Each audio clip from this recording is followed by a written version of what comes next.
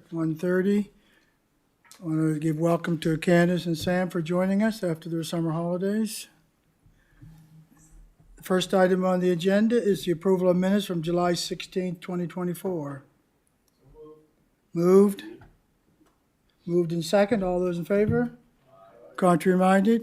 Motion carried. First item on the agenda is Schwab Energy East Gore Solar Project. Introduction, Rachel.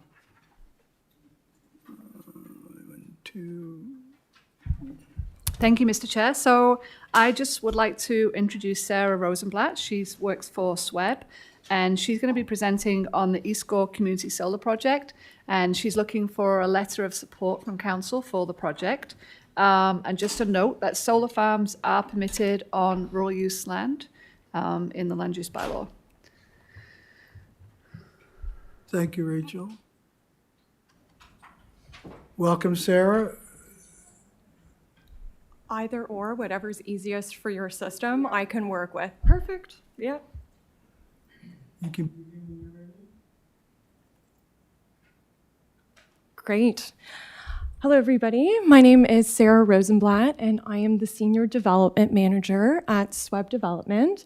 Outside of my corporate role, I also hold a volunteer role. I am the Nova Scotia chapter lead for Women in Renewable Energy, which is a not-for-profit that seeks to promote women within the energy industry and to ensure that we're opening up our doors and spaces to women within this industry. Perfect. So to get started, I just wanted to talk a little bit about who SWEB is, what we do, and then go into what the Community Solar Program is all about. Afterwards, we'll go over some projects that we've done in the past, both here in Nova Scotia as well as other solar projects that we have throughout the Northeast seaboard here in North America, and then specifically dive into the project that we're proposing here. And then afterwards, looking into sort of next steps, potential for partnership and project support.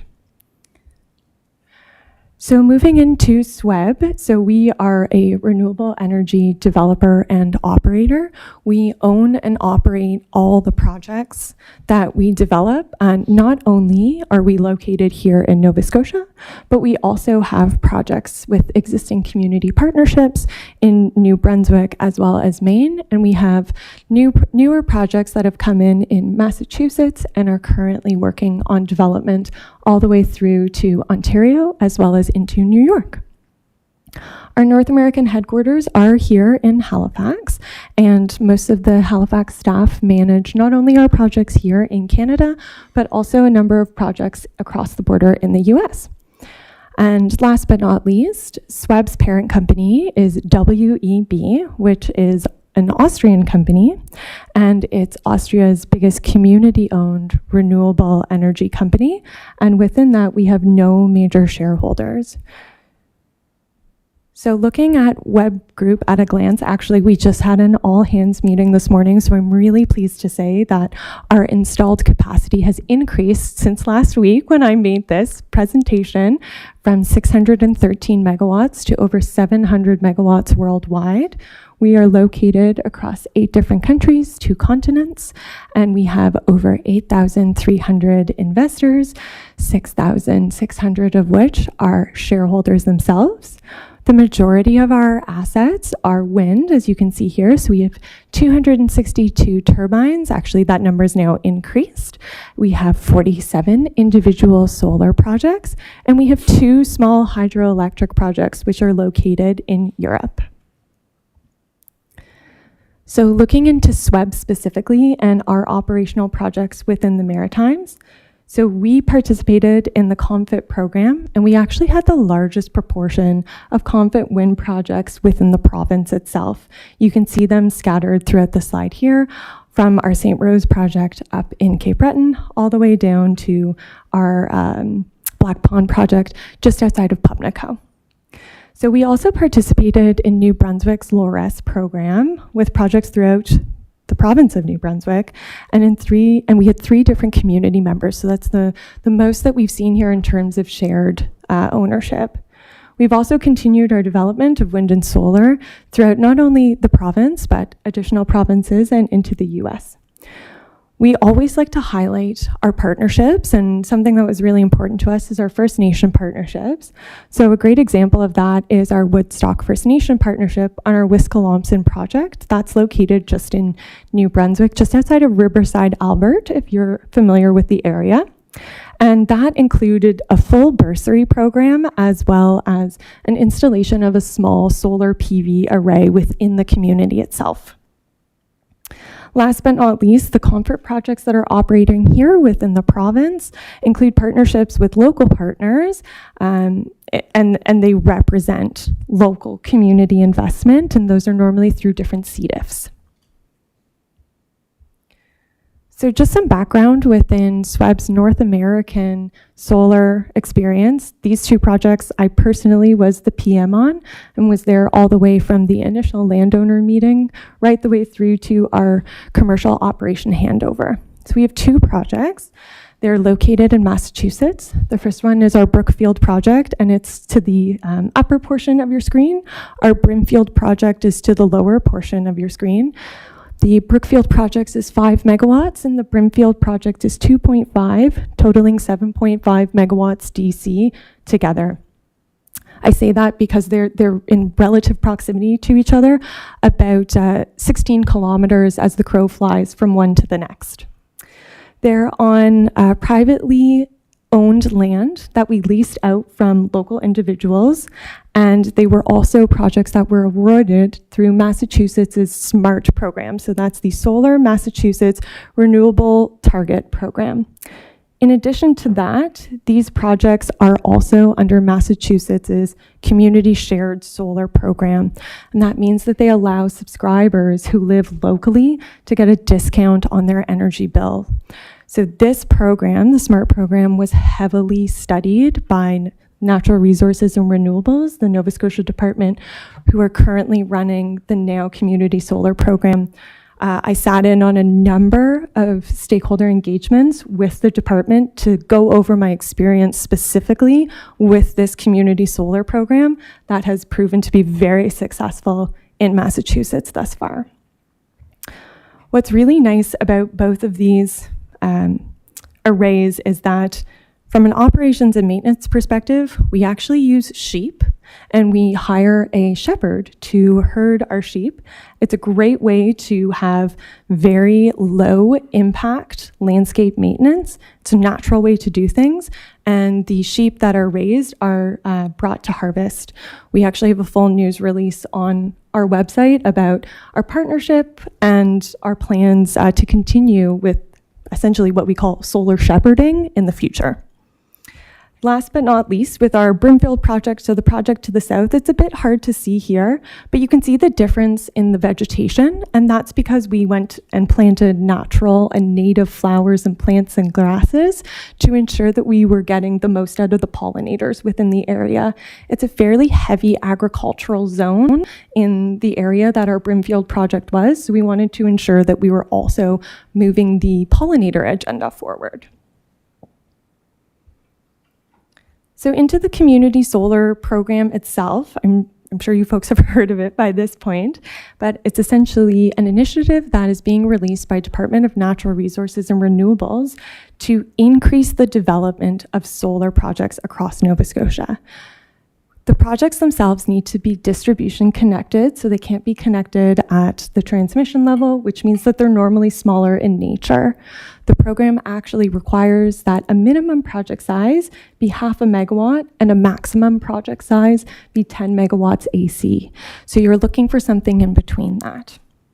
So the program helps organizations like SWEB set up solar gardens and sell subscriptions to the electricity that's produced by the gardens themselves. And on top of that, it's a way of sharing the benefits that solar energy is able to produce among multiple participants. So I can speak for this personally.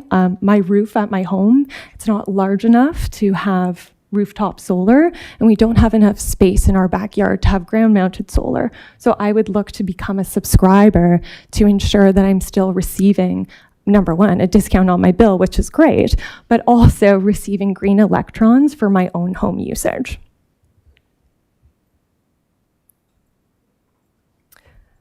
So into the actual project itself, the project is located just off of Highway 202.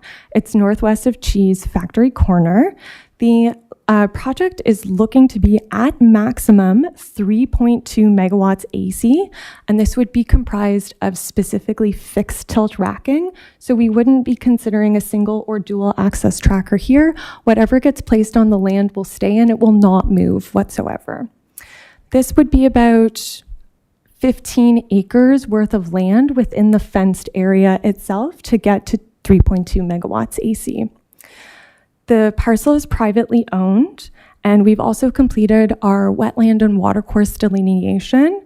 There are no wetlands on site within the project area. We are aware of the brook to the south, but we're so far back that there shouldn't be any potential impacts. We've also completed our full flora and fauna review of the site, and that includes receiving an ACCDC report and reviewing that with Sarah Spencer, who's one of the biologists at Department of Natural Resources and Renewables, to make sure that there was nothing flagged.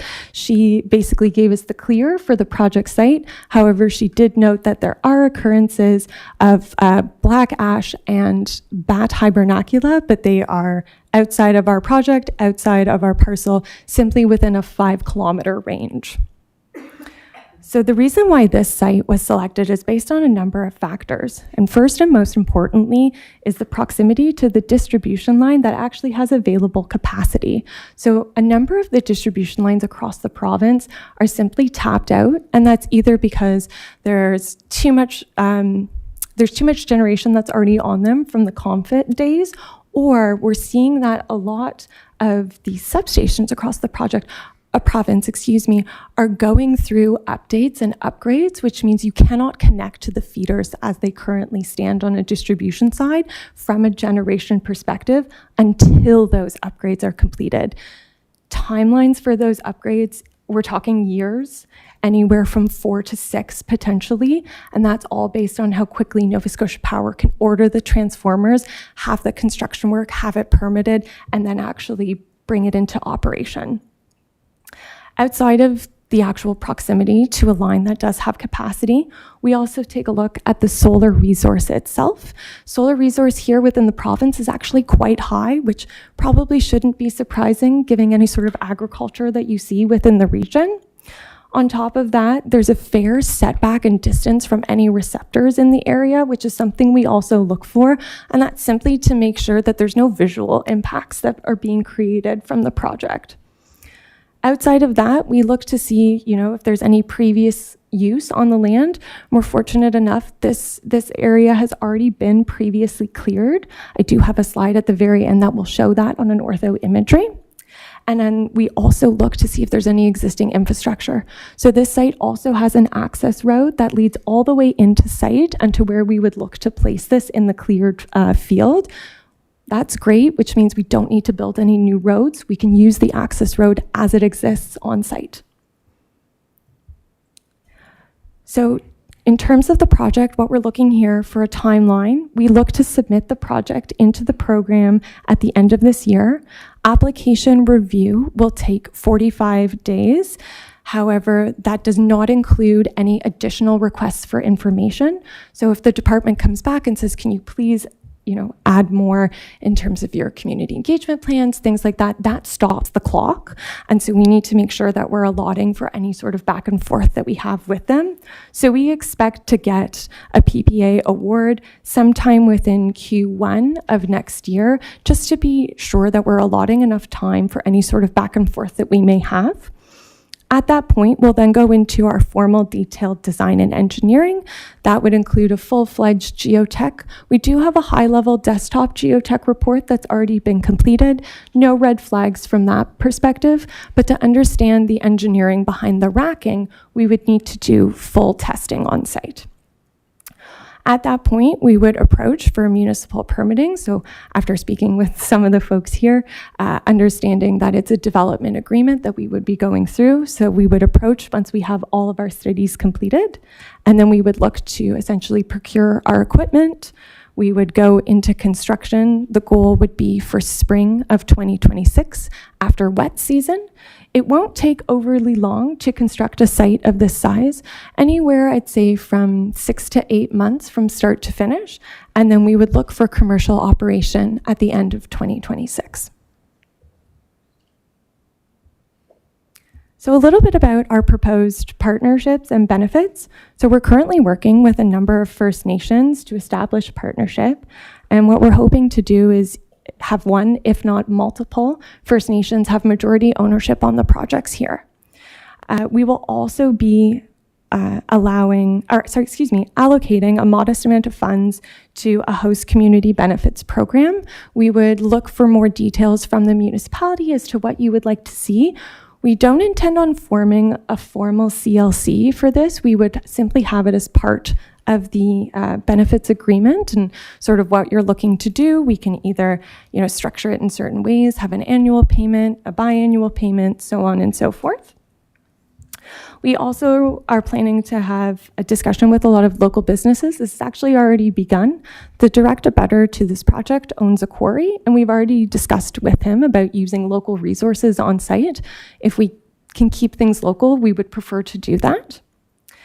We will also be offsetting the carbon dioxide emissions from Nova Scotia's current electricity production. And one of my favorite benefits of this project and this program is that individuals and businesses can subscribe to the Community Solar Program and receive a 2-cent per kilowatt hour discount on their bill. The only people within the province who are not eligible to receive this discount are those who are already currently net metering. So if you currently have solar on your roof and you're already enrolled in the net metering program with Nova Scotia Power, you are not eligible to become a subscriber for the Community Solar Program. We have previous partnerships with another not-for-profit called Winds of Change, and they are an African Nova Scotian not-for-profit co-op specifically, and we're looking to target a specific amount of our subscriptions to the African Nova Scotian population within the area, but also within the province. We've already spoken to them about how they would like us to handle their community engagement, and that includes a full speaker series once we've been awarded the PPA. And last but not least, once we've actually gone into operation, we would look to partner with Green Schools Nova Scotia. This is very near and dear to my heart. I used to be the program administrator for Green Schools, and host field trips with an educational tie to curriculum.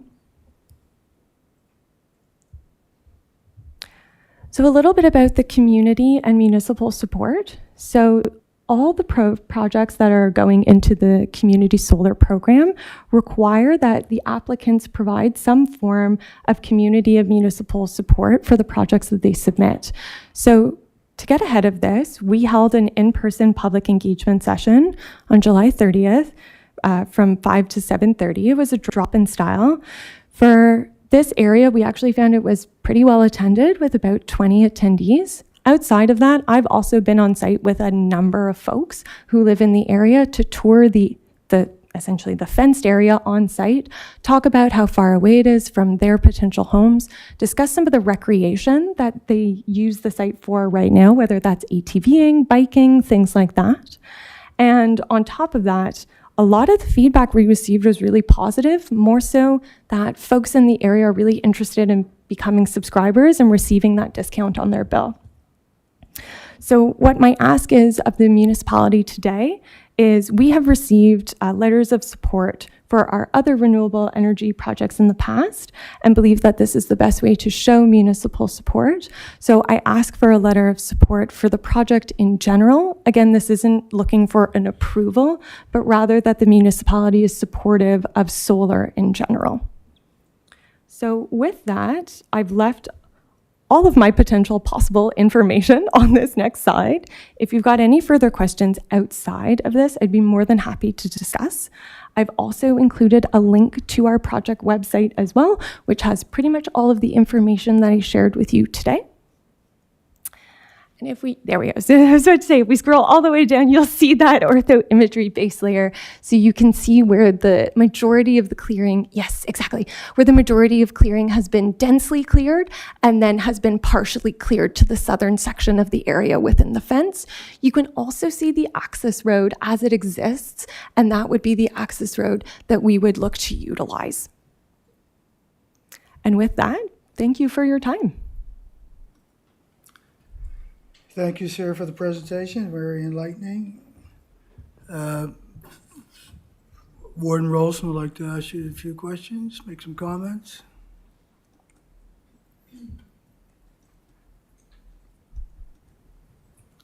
Yes, thank you. I did,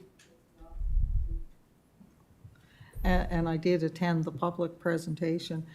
Just a curiosity question. Why no CLC? So it's something that we've considered in the past. With our wind projects, we hold CLCs. There's a lot more investment and there's a lot more decision to be made within the funds. Here, because of the size of the project and essentially the amount of financials that would also go to it, it's very modest in comparison. So we think it would be better handled within the actual development agreement itself as to how the municipality would like to determine where the funds go. If it was a larger sum, we'd look to open it up, but because it's so modest in comparison, it's a lot to ask of the community. Yeah. Oh, I was just curious No. because I knew that the wind ones did have CLC. Yeah. Thank you. Thank you, Warden. Nobody else left to ask? Oh, sorry.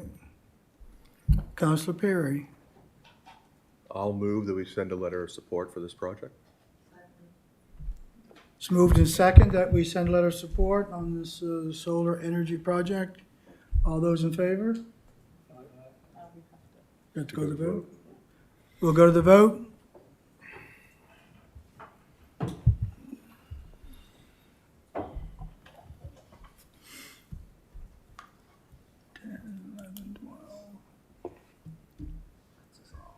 And the votes pass unanimously. Thank you, Sarah. Enjoy your day. Great. Thank you, everybody. Really appreciate your time today.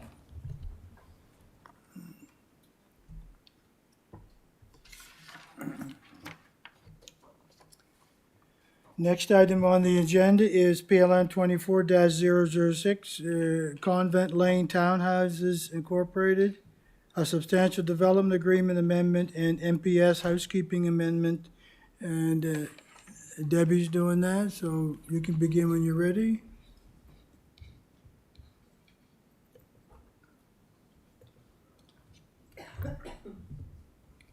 Thank you, Mr. Chair.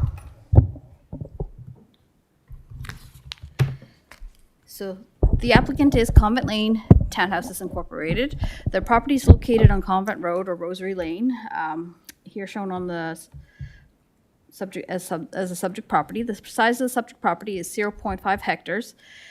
And the proposal is to substantially amend an existing development agreement, which also requires housekeeping amendments to the municipal planning strategy. The purpose of the application is to increase the number of dwelling units from the current 14 townhouse units to 20 townhouse units. And so the property is zoned R2T.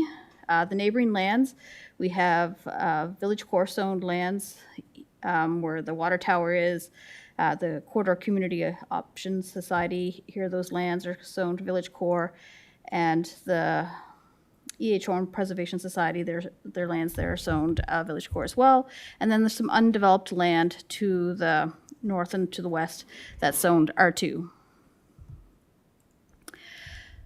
The applicant proposes increasing the number of dwelling units by dividing the 6 two-story dwelling units at the rear of the property into upper and lower units, thereby creating 6 additional townhouse units. And those are these ones right here. And it's not necessarily 2 stories, like 1 story with a basement. So essentially, they'd be keeping the top story and then taking the basement portion of these units and creating 6 additional units that way. I just wanted to note that I have been informed that the Convent Lane here, it's a right-of-way easement, and I've been notified that the applicant is not in compliance with the right-of-way easement maintenance provisions under the existing agreement, and staff will look at adding provisions to the development agreement amendment to address this issue in the future. So that's just something we're going to be considering as part of this application as well. This is the site plan from the original development agreement. There was one amendment done to the DA, which allowed for the separation of this one large building into two separate buildings, but again, it shows the 14 units.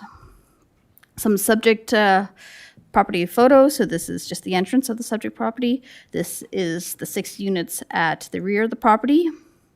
So that's at the front, and this is what the backyard looks like.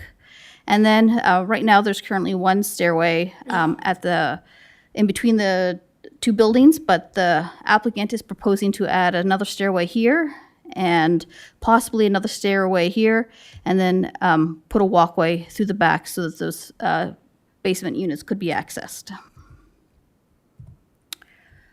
In order for the development agreement amendment to be considered, a housekeeping amendment to the municipal planning strategy has to be completed at the same time.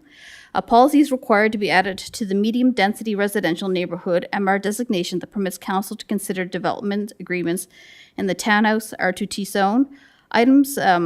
So these items have already been listed under the zone provisions. It's just that it was never enacted in policy. And so there are the two of them, the townhouse developments larger than zone limits and institutional IU zone uses that do not meet the zone requirements. And so below is the housekeeping policy proposed to be added as policy RD36B to the municipal planning strategy. That would fix this issue. So policy IM12 of the municipal planning strategy allows council to consider housekeeping amendments to the municipal planning strategy that are housekeeping in nature. And as I said, the townhouse R2T zone was added in 2016, and those development agreement items were enabled in the townhouse zone in 2016. However, a policy was never put in place, and nobody's ever applied for a development agreement under that policy, so we just have to add it to the municipal planning strategy. And just in regards to the evaluative criteria, that'll be included in the final staff report. Citizen engagement, planning staff will comply with the citizen engagement policies of the municipal planning strategy when processing this application. An advertisement outlining the application and indicating that it had been received and was under review by staff was placed in the Chronicle Herald in July of 2024.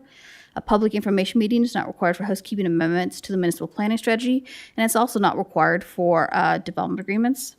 Questionnaires will be mailed to residents within 300 meters of the subject property and also those people who live within the development. Responses will be provided to Planning Advisory Committee as part of the final staff report. And the recommendation is that Planning Advisory Committee recommends the council give first reading to the MPS housekeeping amendments and initial consideration of the substantial development agreement amendment and authorize staff to schedule a public hearing. And below is the recommended motion. Thank you, Mr. Chair. Thank you, Debbie. First up to speak, Warden Rolston. Thank you. This is one of those slightly confusing ones.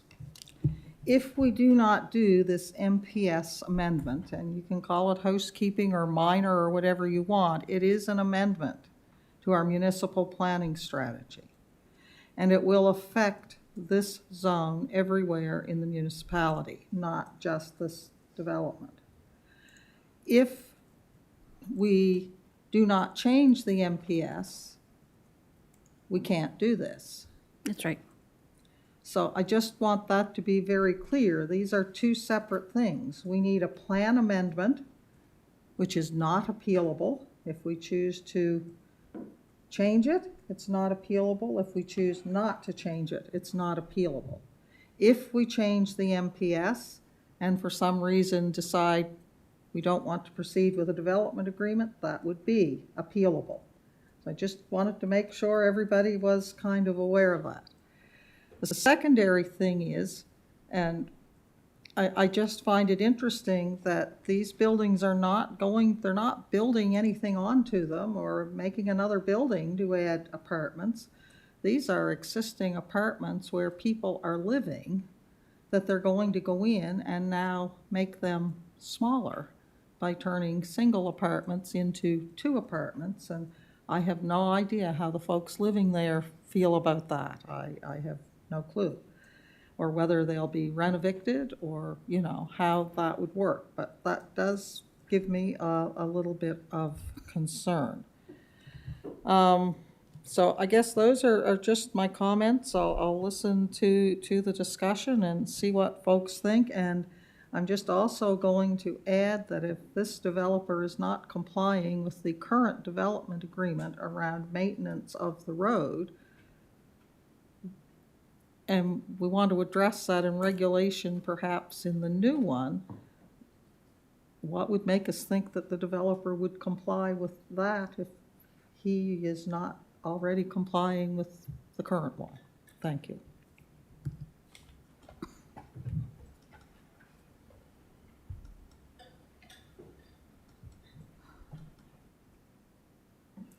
Thank you, Warden. Next up to speak, Councilor Garden Cole. Thank you, Mr. Chair. So I just want to reiterate that.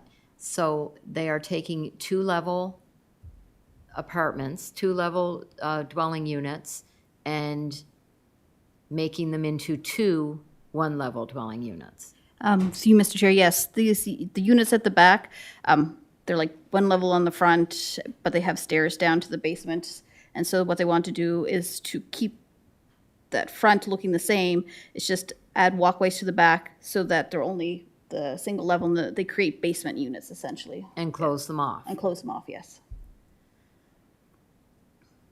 And my second question is, this has changed hands in, this development is not the original developer? Through you, Mr. Chair, the original developer was John Paul Sear. However, he sold it shortly after the original development agreement was entered into. It hasn't been sold lately, like, Okay, yeah. okay. So my third question is, the warden just mentioned about this change, and I don't mind saying I need it clarified. So if you can scroll back up. Sure. She said that this would not just be a change for this development, this would be a change across the board. Can you please go through that with me? Sure. Through you, Mr. Chair. In 2016, the Townhouse R2T zone was created. When that zone was created, there was, within the zone provisions, there was the ability there to enter into a development agreement for either townhouse developments larger than zone limits, which this one would be, or institutional IU zone uses that do not meet the zone requirements. What happened is that text within the land use bylaw was never enabled in policy in the municipal planning strategy, so they don't align. And that's why we're calling it a housekeeping amendment, because council had approved the land use bylaw portion of it, but it was never implemented in policy. And so the warden is correct in the fact that if you choose not to implement it in policy, it cannot be appealed. If you do choose to implement it in policy, any decision can be appealed. So right now there's 14, we're going to raise it to 20. Is that the change that is going to be permanently affected? So I know that doesn't sound clear. What is the limit right now? Through you, Mr. Chair, the limit is 14 Okay. units on that site through the development agreement. Okay. And the development was created prior to there ever being an R2T zone, like I think it was done back in, I don't know if I have it, 2009. And so it was prior to the R2T zone, and it was based on our old regulations. And so if you look at it now, because we have to consider it under our current development, our current municipal planning strategy, it doesn't fit with the townhouse R2T zone provisions, and that's why we say it's beyond the zone limits. Okay, okay, thank you.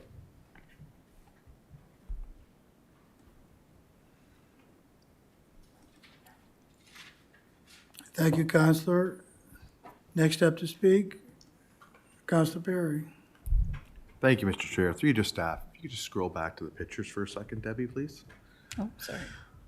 I'm looking at these pictures and we're gonna add 6 more units, but I don't see any room for more parking. Through you, Mr. Chair, they are required to have 34 parking stalls if they have the 6 additional units, and they actually have 35 on site.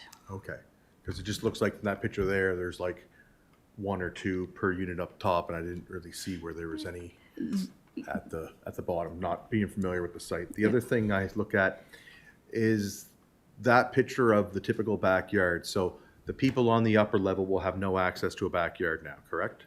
That's correct. And they're gonna put another walkway between that and the fence line? Through you, Mr. Chair, yes. So so these here buildings were separated. Yes. And so they have a walkway down. But in the to back, those- they're gonna put a walkway along the entire back? Yes, and another stairwell down here and a walkway along the back. And if there's room, a stairwell down here So- that would connect it. So what's considered a walkway? Because obviously there's accessibility issues, there's safety and security, like for fire services. If somebody down there is injured, being able to get an ambulance or extract somebody from down there, this can raise some serious issues here. Through you, Mr. Chair, all units would have to meet the minimum requirements or the requirements of the National Building Code. And I have checked with the building inspectors, and they aren't required to be an accessible unit back there. Okay. So they could be accessed through a stairwell. Okay, I'm just looking at that picture and I'm thinking to myself, now they're gonna, is that the property line? Is the fence the property line?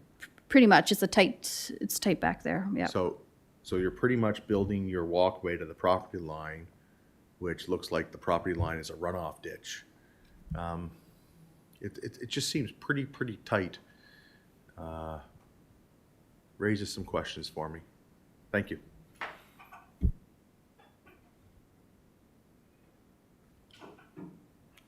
Thank you, Counselor.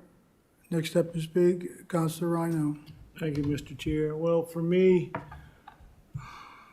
I'm setting my ways to a lot of things, and when an agreement is an agreement. And, you know, Debbie has said that this was sold.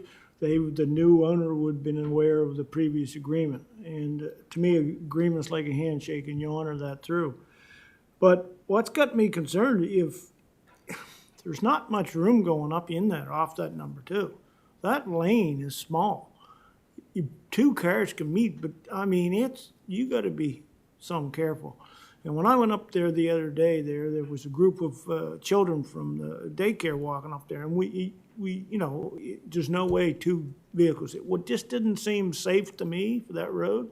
And if you're gonna put 6 more units in there, that's just gonna compound the traffic on that little small road even more. So, and together, if we do this, we go down this road, then that's, as the warden said, it has complications down the road because it's a land use bylaw and will cover everything. So I really have concerns about this. Thank you. Thank you, Counselor. Counselor Gordon Cole. Thank you, Mr. Chair. I just have another question about the parking. So I am familiar with that particular spot. So are you saying that right now there exists 35 marked parking spots? Through you, Mr. Chair, yes, I went out and counted. Yeah, there is. So they must be lined up in front of that row of structures there, like where that person's doorstep is coming down? Through you, Mr. Chair, yes, so they're all along the front of these 2 buildings. Yes. But then there's additional units that are on the sides here and over Right. here. So there's parking stalls in front of all of those together, and if you add them up, there's 35 parking stalls on site. So they are parking stalls that may not be close to where The the units are, yes. units are? Yes. Ah, that's not ideal. Okay, because I was thinking there's no way there's 35 parking spots around that U in front of the units. And I assumed the rest were just kind of visitor parking, but, okay, No, it's for thank the you. entire site, yeah. Thank you. Nobody else? Warden Rolston. I guess I just want to reiterate again that we're calling this a housekeeping amendment, and compared to many amendments, it certainly is. But it is an opportunity. Should we truly feel that this is not what we want to do, even though this is presented to us in one motion, I believe it should have been split into two motions. And I believe that the amendment to the MPS should have been a separate motion. If that motion were to pass and we agree to amend the MPS, then that allows the rest of it to come to a vote as to whether we want to amend the development agreement or not. If the amendment to the MPS does not pass, then the other item cannot be considered because it doesn't meet the criteria. I know where it is. I've taken my granddaughter to dance lessons in that area. I agree it's not ideal access getting in and out of there, but I'm not overly familiar with it. Certainly, the counselors of the area may say it's, no, it's a great idea, but there were just so many things that it just kind of tweaked to me. And if you go back up to the picture, your walkway is going to be pretty narrow, and it's going to go right to that fence, and I don't know where, when you snow clear your walkway, where you're going to put the snow. It's a challenging location to do that, and once again, I just kind of think, what's going to happen to the current tenants? And I guess that's not our worry, but these are tenants, some of them, I don't know how long they've lived there, and they have a 2-level apartment with probably a couple of bedrooms or something, and all of a sudden that's going to change. And yeah, I don't know, but my inclination, I guess I'm just interested to see what counselors of the area feel, and my inclination would be, if we don't think this works, we don't change the MPS. If we think this could work, then we look at what impacts changing the MPS would have on perhaps some other areas, if it would be anything to be concerned about, and we make that decision. But anyway, those are my comments, and I may yet move to split this motion. Thank you. Thank you, Warden. Councilor Garden-Cole. Oops. I'll turn somebody off. I turned you off. Thank you, Mr. Chair. Through you, I guess there are a number of things. If there was just one thing or two things, but there's a number of things here that I have concerns about. I have concerns, and I can't help but have concerns about the existing tenants there. I have concerns that had a yard that will now not have a yard. There's no yards in the front. The parking not in front of these are seniors units. So having parking across the parking lot on the way out is less than ideal. The walkway in the back right next to the property line. Never mind the fact about changing this for changing the MPS for other potential spots. There's just too many things about this the way it is for me to be supporting it. I'm not sure how Councillor Eisner feels about it, but that's where I'm at right now. Thank you. Thank you. Councilor Eisner. Thank you, Mr. Chair. To Debbie, can you get a measurement from the deck to the fence and maybe a diagram for what they plan to do there to make that work? Because we are working with seniors, as Councilor Garden-Cole said, so they've got to walk all that whole distance to get around to the front to the vehicles. So just for a safety thing, because right now I couldn't build a deck on that. Through you, Mr. Chair, the applicant is in the process of preparing just a plan showing where he proposes to put the stairwell down and the walkway in the back. This site plan is showing approximately 20 feet from the edge of the building to the property line, and they said about 12 feet from the deck to the property line. So that's what the site plan shows. It may be a little bit, not 100% exact, depending on where the footings are, but that's what the concept plan from the original development agreement shows. Would they be willing to do a diagram, the builder? Through you, Mr. Chair, yes, he's actually working on one now. And we would see that before we can make a vote? Yes. Thank you. Oh, not today, sorry, not today, but before our public hearing, if decided to move forward.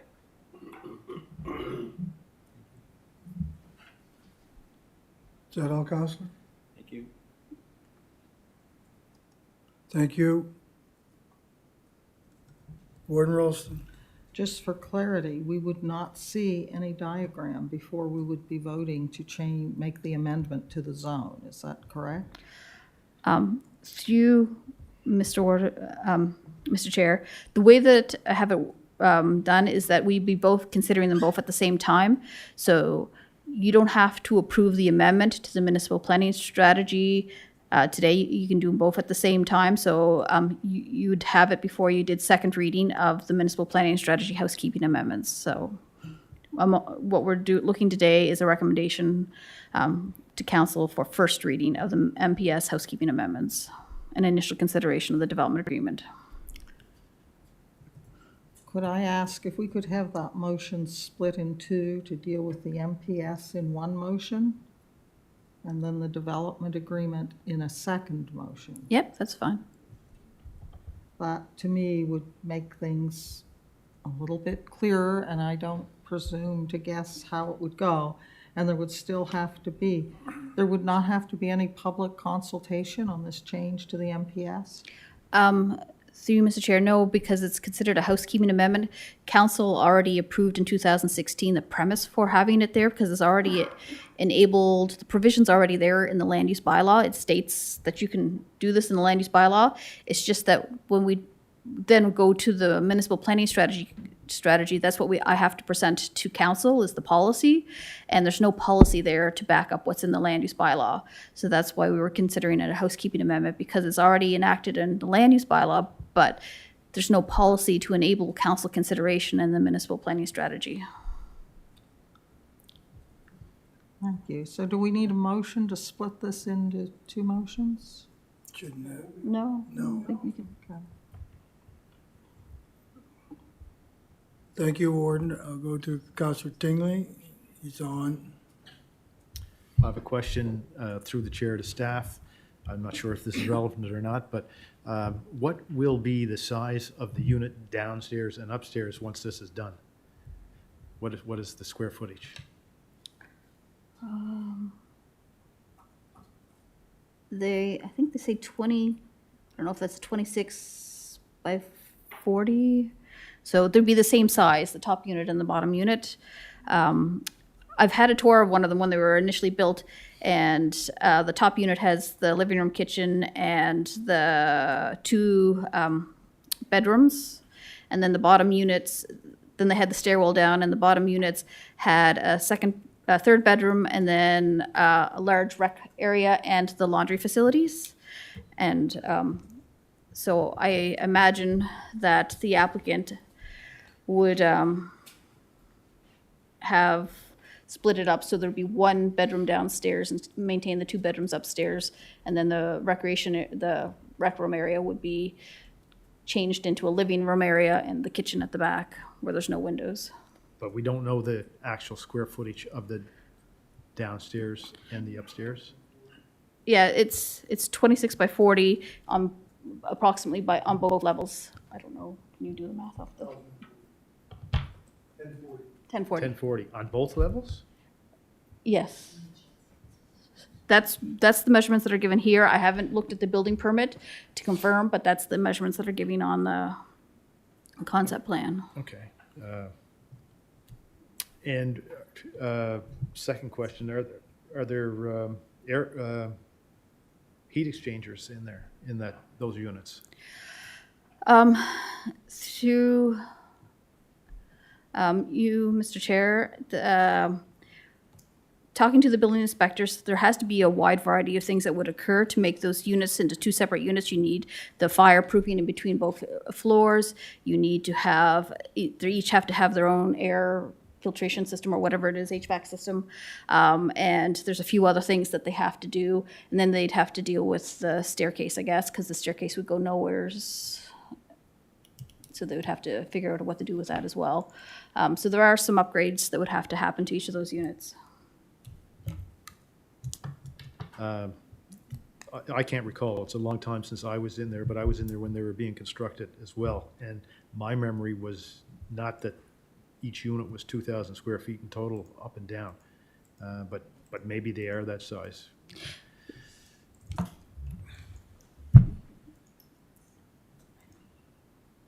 Anything else, Counselor?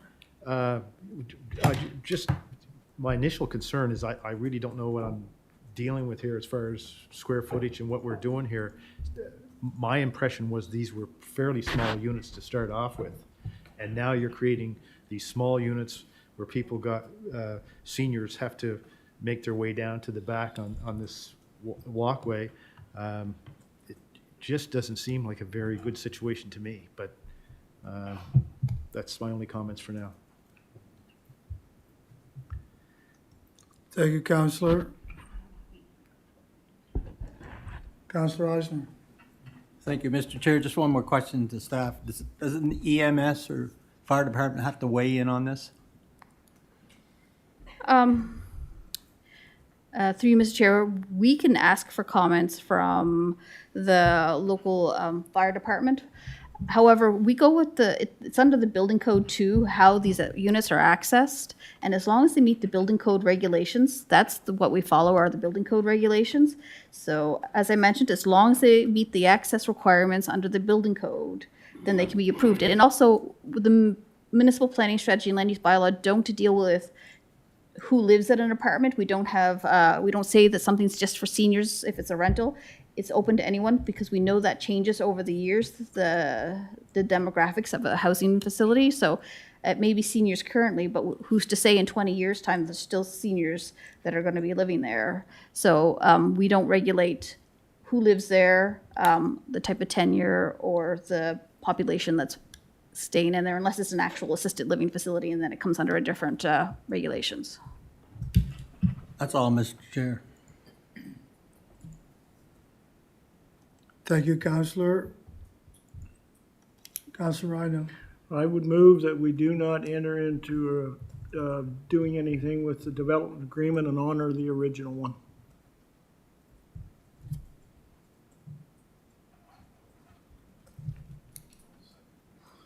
It's moved in second that we do not go honor this.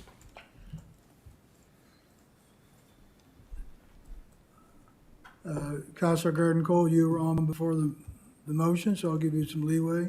Thank you, Mr. Chair. And I just wanted to comment that as counselors and people in the area, it was built as a development for seniors and it exists that way right now. So I just can't disregard that because 20 years down the road, it may not be a seniors development anymore. When I envision seniors and looking at that parking lot that's going to use up the guest parking spots, I don't know how 35 parking spots are there in the first place, but if they're going to be using spots out at the entrance to that, that also means crossing the whole parking lot and then downstairs to get to it. It just doesn't work for me. There's too many things about it. Thank you. Thank you. We have a motion on the floor to not honor. Okay, go ahead, Debbie. Through you, Mr. Chair, to answer Councillor Tingley's question, we did some rough calculations just on our town suite. We have the footings layer, and it shows the area, and it shows 861 square feet, or about 80 meters, square meters approximately for each level of those units. So it is under what they actually show on the concept plan.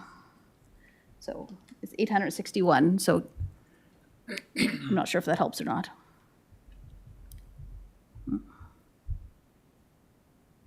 Thank you. Warden Wilson. I just want to circle back to the road maintenance piece. So just I want to clarify that I'm understanding there's currently a requirement for road maintenance in the current development agreement that is not being met.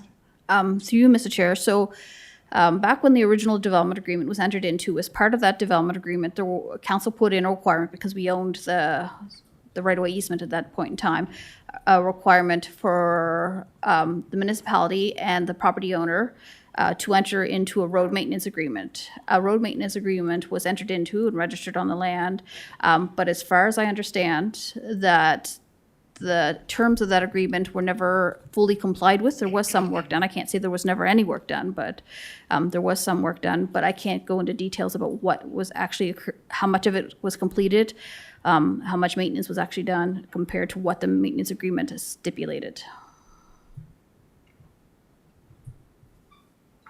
Okay. So who's maintaining that road now? I'm not sure. I'm not sure. Okay. Oh, Adam might know that. I'll take you off for a minute. Go ahead, Adam. Thank you, Thank you, Mr. Chair. I think we would have to go back and look at what has been complied with over the years with regarding to the maintenance agreement. I think to the question of who's doing it now, it's E.H. Horn's property, and this townhouse owners have access through E.H. Horn property. But the agreement that is registered, part of it, it's for kind of that maintenance around snow removal and repairs and so forth. So I think that's probably a piece we would need to report back to council on separately. I do know, I believe the original owners were doing some snow removal there on their own, so there wasn't a need to have a contribution because they were just taking care of that initial pathway clearing. I don't know if that answers council's question or not. Warden Rolston, does that Just sound- simply adds another layer to the whole thing, so I think right now I am leaning towards supporting Councilor Rhino's motion to not consider this any further. Thank you. Thank you, Warden. I'll go back to staff for clarification. Yeah, I guess just looking at pieces of the agreement, from my recollection, there's a percentage there for winter maintenance, but not limited to plowing and salting and so forth, as well as summer maintenance. If there's any maintenance and repairs in the summertime, there was a percentage allocated based on the impacts that this development would have brought to that area at the time. Thank you for allowing me to clarify. Thank you. Senator Garden Cole? Thank you, Mr. Chair. I just have a question about that. So if they haven't adhered to that thus far, and now it is E.H. Horn's responsibility, is there a way to have them adhere to that?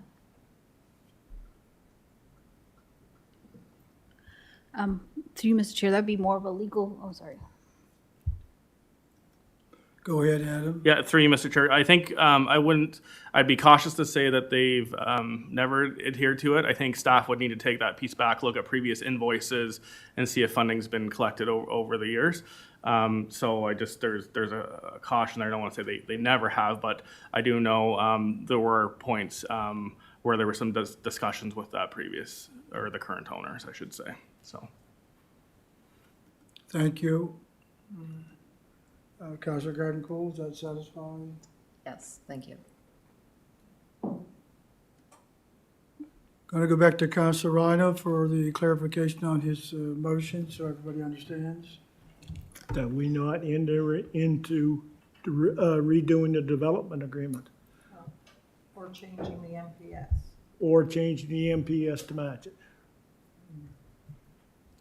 But Thank to me, you. if you don't enter into it, you know, we're not gonna do the other one. It's the MPS, it's the one that triggers the not. Go ahead, Warden. That's why I suggested splitting them. if we do not change the MPS, then it is an automatic refusal to the amendment to the development agreement. If we change the MPS, then we can refuse the development agreement, but that would become appealable. But if we do not change the MPS, then it is not appealable, just for clarification. Just a minute. Go ahead, Councilor Rhino. Yeah, thank you. But by saying no to this, it's not appealable, am I not correct? If we say no to Just a minute. changing the MPS. No, but I thought I heard, maybe I was mistaken, that either one is not, right now, it's not appealable. But if we change the MPS, then it becomes appealable. Now, am I correct in that?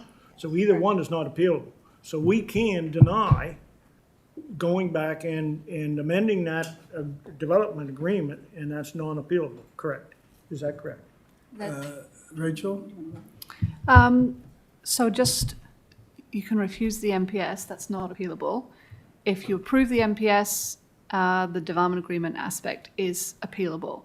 So by refusing the MPS, I think you would still need to go through a process of considering the development agreement, but it wouldn't be enabled by policy. I'm don't- still not getting you, because if we refuse to go in, this is what I heard before, if we refuse to redo that development agreement, that is non-appealable. That's even separate from the MPS. Is it appealable or is it not appealable? I guess that's the question. If we do not say anything to the MPS.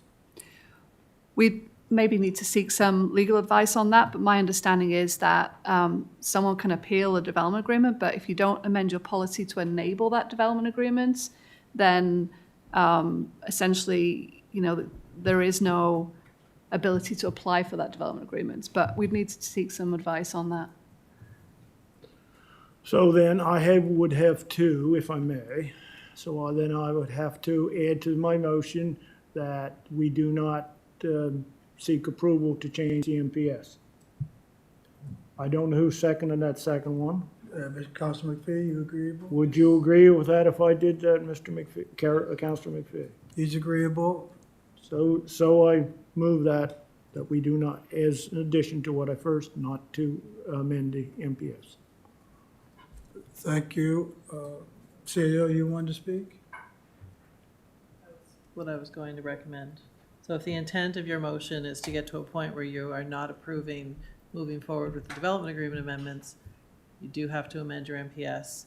Therefore, the development agreement is not enterable because your policy doesn't support it. Therefore, you refuse the application.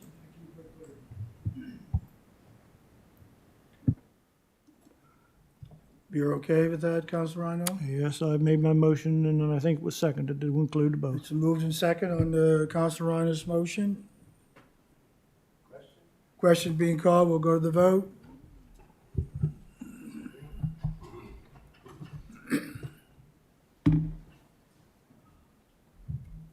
Oh, shoot.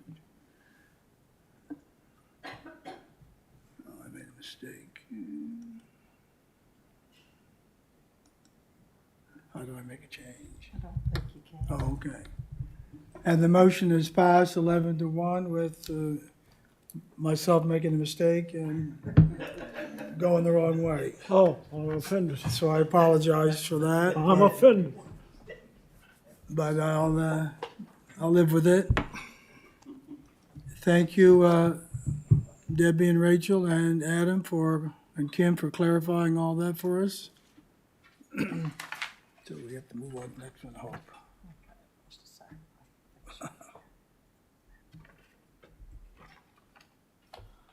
So we're done with that, right? Next item on the agenda is Planning 004 RYC Property, MPS and LUB mapping amendments. Debbie, you can start when you're ready. Thank you, Mr. Chair. So the applicant is RY Property Limited. The property is located at the end of Havenwood Drive in Shubenacadie and is identified here, outlined here in red. And the proposal is to amend the municipal planning strategy and land use bylaw by changing the generalized future land use designation from rural use RU to established residential neighborhood ER, and to rezone the same property from rural use RU to 2-unit dwelling residential R2 zone. So just the adjoining lands here to the north, south, and west are all zoned rural use. There is a piece of open space within the subject, near the subject property, kind of at the end of it, that's owned by the municipality and it's zoned open space. And then the initial part of Havenwood Drive, the majority of it is zoned R2. And then there's a little bit of R3 at the front where there are some small provincially owned apartment buildings. This property is located within the Shubenacadie Growth Management Area, so that's the area where services can be provided. The development proposal, so the purpose of this application is to enable the extension of Havenwood Drive to allow for the construction of 47 semi-detached dwellings for a total of 94 dwelling units. The application is required because new roads are not permitted in the rural use RU zone. In the past, Havenwood Drive had intended to be extended to allow for the continued development of the road. However, limitations with the Shubenacadie sewage treatment plant facility prevented the land from being further developed. Now that the new wastewater treatment facility is complete, development in Shubenacadie Growth Management Area is expected to increase. So this is the concept plan for the Havenwood Drive extension. So again, it's the long skinny piece of land, so it just shows the road extending to the end.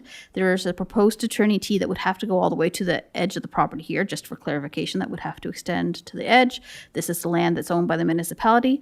The McGinnis Trail that goes through the subject property currently would continue to go through the open space lands, and then the applicant has shown where that pedestrian trail would be realigned and go through and connect into the trail network on the other side here.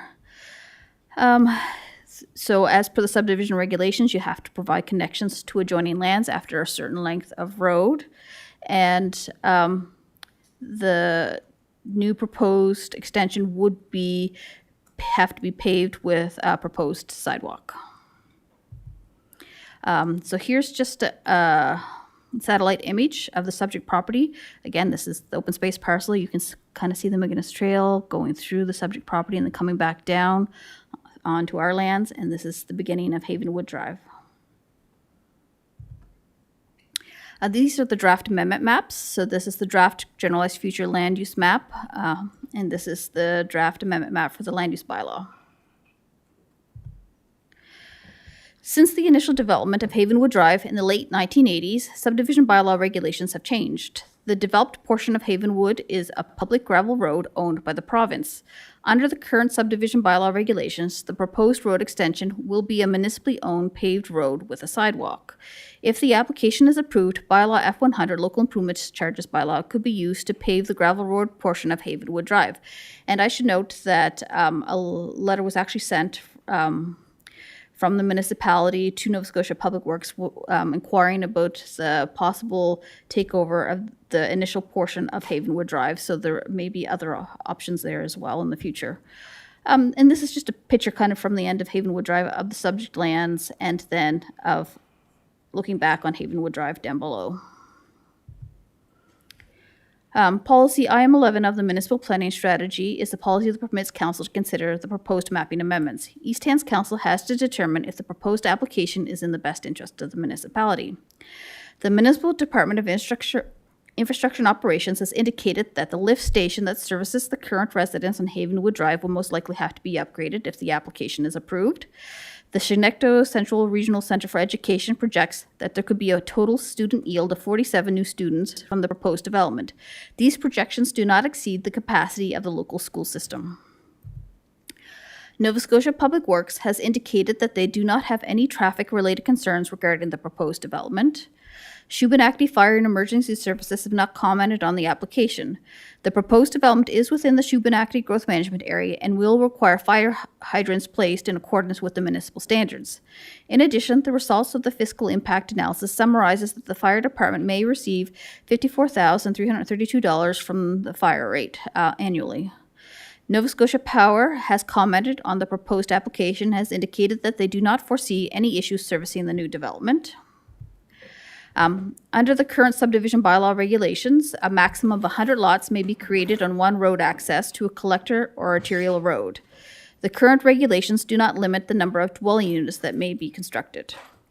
Therefore, if approved, the applicant may construct all of the proposed dwelling units, but may not subdivide all of the individual semi-detached buildings into semi-detached individual lots. Fiscal impact analysis. So the Finance Department did this for us. The fiscal impact analysis has been completed for the proposed development. Finance staff have approximated that there may be a financial benefit to the municipality of $52,373 annually. This and the calculations in the analysis are an estimate only based on potential property assessment values, and as a result, development and current tax rates. Actual property values will not be known until Property Valuation Services undertakes an assessment of the future developed lands. So again, this just shows you kind of the breakdown, the table here, and it's just an estimate based on the current costs of upkeep of our roads. Citizen engagement. An advertisement outlining the application and indicating that it had been received and was under review by staff was placed in the Chronicle Herald. A public information meeting was held on May 7th. The majority of residents who attended the public information meeting had concerns with flooding on Havenwood Drive. Residents along the street have already experienced flooding and are worried that future development could make the existing issues worse. So when we looked at the elevation levels for the area, we noted that the majority of Havenwood Drive is built at a really low part, and their houses haven't been built up at all, so that's why they flood. All the water drains down, and unfortunately, they flood. As mentioned at the meeting, if the application is approved, the applicant will have to prepare a stormwater management plan in accordance with the municipal standards. Although the developer is not required to fix the existing issues on the street, municipal standards for stormwater management are to balance pre- and post-stormwater flows.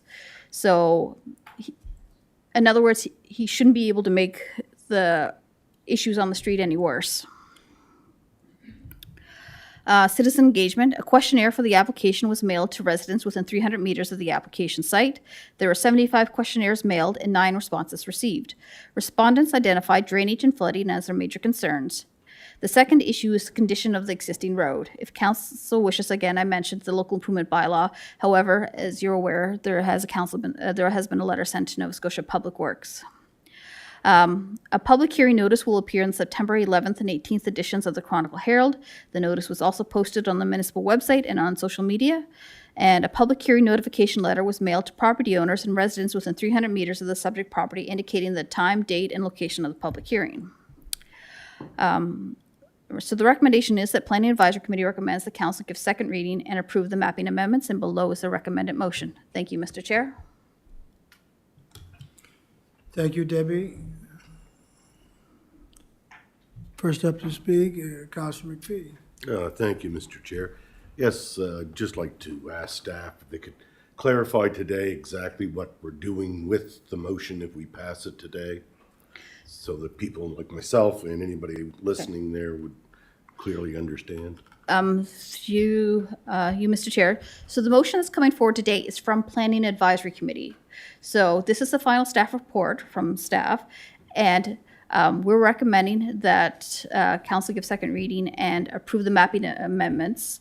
That's the recommendation for Planning Advisory Committee. So Planning Advisory Committee can make a recommendation to council to either go forward with the motion here, or they can make another, they have an alternative option to propose refusal of the application. That recommendation then goes to a public hearing. So at the public hearing, staff will do a presentation. The applicant will have an opportunity to present on behalf of his application, and then the public will have an opportunity to just ask questions or address issues and concerns. At the end of all of those, council can ask questions as well. Council has to make the decision to either approve, refuse, or they can defer their decision, but they can't have any new information added. So you do have that option to defer, but it's really restrictive of why you're deferring it. Thank you. Is that all, Counselor? Thank you.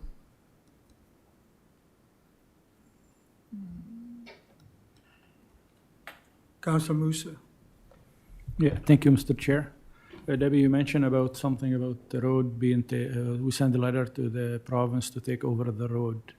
So if we took it over, it's gonna be paved or unpaved? Through you, Mr. Chair, I believe, I think Jesse's gone. I was going to say he might be able to speak a little bit better, but I believe the initial letter was just to start discussion not only about Havenwood Drive, but also Rolston Drive, about the future, how those future roads should be treated. Not that we're going to take them over immediately, but just into discussions with Nova Scotia Public Works. So it's just an initial letter to start that process. So yeah, my problem is if we take it over and have to pave it, then the residents have to pay 90% of the pavement, and if the province pave it, they have to pay 50%. So it could be a big financial burden on the people that already exist on the road. Through you, Mr. Chair, I'm sure that the municipality wouldn't take it over unless there was some sort of benefit to the municipality in doing so.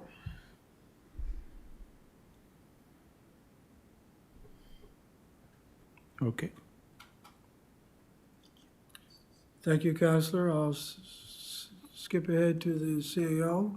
Go ahead. Through you, Mr. Chairman. So to Debbie's point, you wouldn't take it over and then have to pave it as a municipal road. There would be, the discussions would be around having it paved as a provincial road and then assuming municipal ownership if that's the route that council and NSPW find the way forward.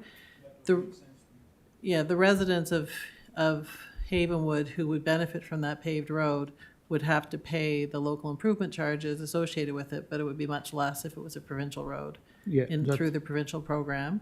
And the that program, the ask is out for this year, but it would be like the time it would line up for next year. Thank you. Thank you. Warden Rolston. So just for clarification, if this recommended motion is passed, that's sending it to public hearing? Through you, Mr. Chair, the public hearing has already been scheduled. Council already provided us authority to go ahead and Okay. allow us to schedule it. So this is the recommendation that you're giving to council at the public hearing from PAC. Thank you. Thank you, Warden. Counselor Rhino. Thank you, Mr. Chair. So there's 47 semi-detached units there. So what does that make a total for Havenwood? I know that we talked about that before. Could you refresh me? I didn't write down my unit counts. I'm sorry.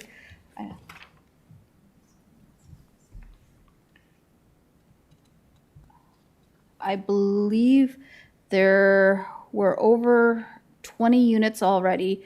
There's 4 under construction, or there's going to be 4 units under construction. They won't be subdivided in, so there's 2 semi-detached being constructed for 4 units, but those 2 semi-detached, as far as I understand, will not be subdivided.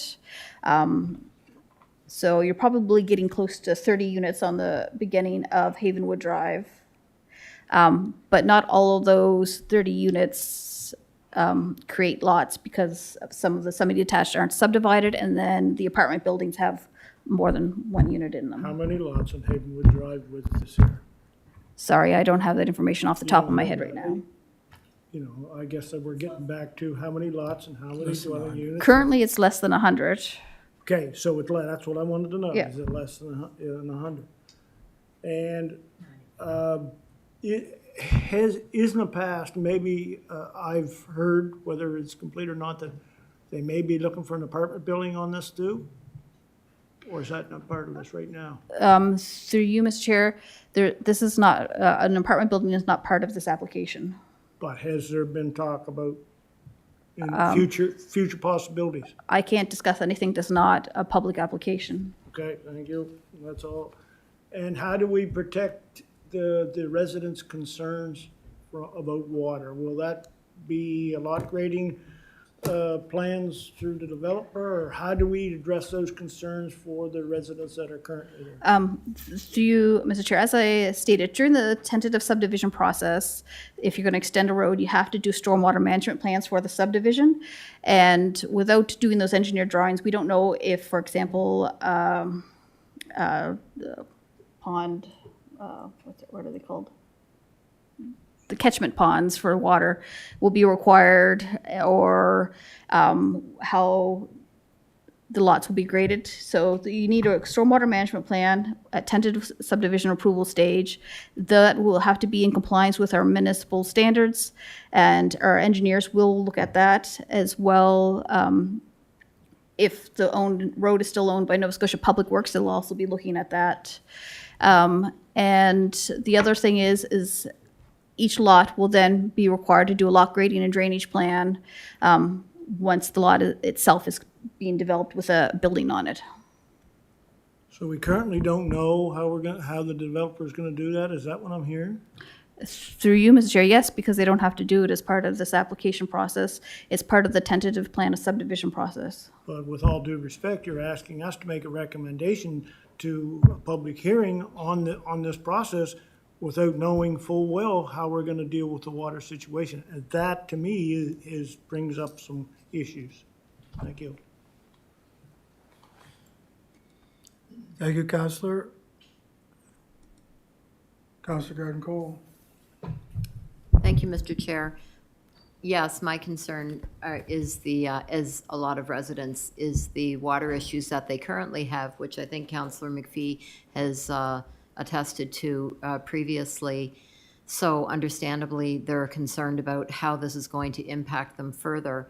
But you are saying that through the means that we have in place, that they won't improve it, but they won't make them any worse than what they have right now? That's correct. The municipal standards state that you're supposed to balance pre and post stormwater flows, and they're based on a 100-year storm event. I mean, if we get another flood event that's a 500-year flood event, for example, there's going to be flooding, and that stormwater system doesn't have to deal with a 500-year storm event. It's a 100-year storm event, and the municipal standards are up. I'm not sure how often they're updated with the new measurements for the 1 and 100 year, but it's the same as any other development.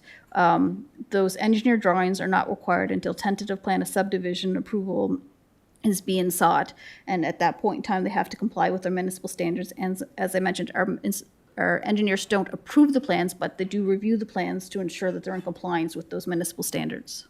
Okay, and just a second note. When we get into a few stages, it's always helpful for someone like myself, a visual person, to have that, even at this stage, just to have the, the plan of where we're at and where we're going. I can add that to the public hearing. Even if it's not, just as we're going along, and then it's just affirms what we're doing and where we're at. Thank you. Thank you. CAO, did you want to say something? No, I was going to say exactly what Debbie said. Okay, thank you. Councilor Musa. Thank you, Mr. Chair. So Debbie, now, as our policy or bylaw or something about the 100 home, is it 100 homes or 100 lots now? Through you, Mr. Chair, it's 100 lots. 100 lots. So if you have a trailer park that have 160 trailer on one lot, that's considered one lot? That's considered a lot, yes. Okay, so that would change a lot of stuff in our area too. So once we approve it, if it got approved, then they could potentially go to 99 lots if they want to subdivide some and keep the rest as a duplexes, right? Because you won't approve anything over 100. Through you, now there's only one, under our current regulations, there's only one semi-detached permitted per lot. And then they have the option, if they could keep it as a rental and keep the 2 units in one lot, or they have the option of subdividing it in 2 up until they get to that 100 mark. Yes, well, Yeah. so they're proposing 94 units. Yeah. So they could subdivide as long they're under the 100 lots. Yeah. Okay, thank you. Yeah, they're proposing 47 semi-detached dwellings for a total of 94 dwelling units. 94, but they Yeah. could, if they decide to subdivide each in two, they only allowed not to exceed 100, still up to 100, and they're done. Yep. Okay. Thank you, Counselor. Counselor Perry. Thank you. After hearing all the conversation, I mean, the issues with water are addressed in our subdivision, pre and post flows. It will not become any worse. They're not required to make it better, but in some situations, developers have made things better. So for that reason, and the fact that it's to me, it's part of this is possibly a good news story because it means Shubenaki's growing, which hasn't had the opportunity to grow for a long time. So I'm going to move that Planning Advisory Committee recommends the council to give second reading and approve the application for RYC Property Limited to amend the MPS and LUB by changing the land use designation of PID 45097227 to establish residential neighborhood designation and rezone the same lands to two dwelling unit residential R2 zone. So moved in second. Nobody else left to speak to what you wish? Question. Question being called, we'll go to the vote.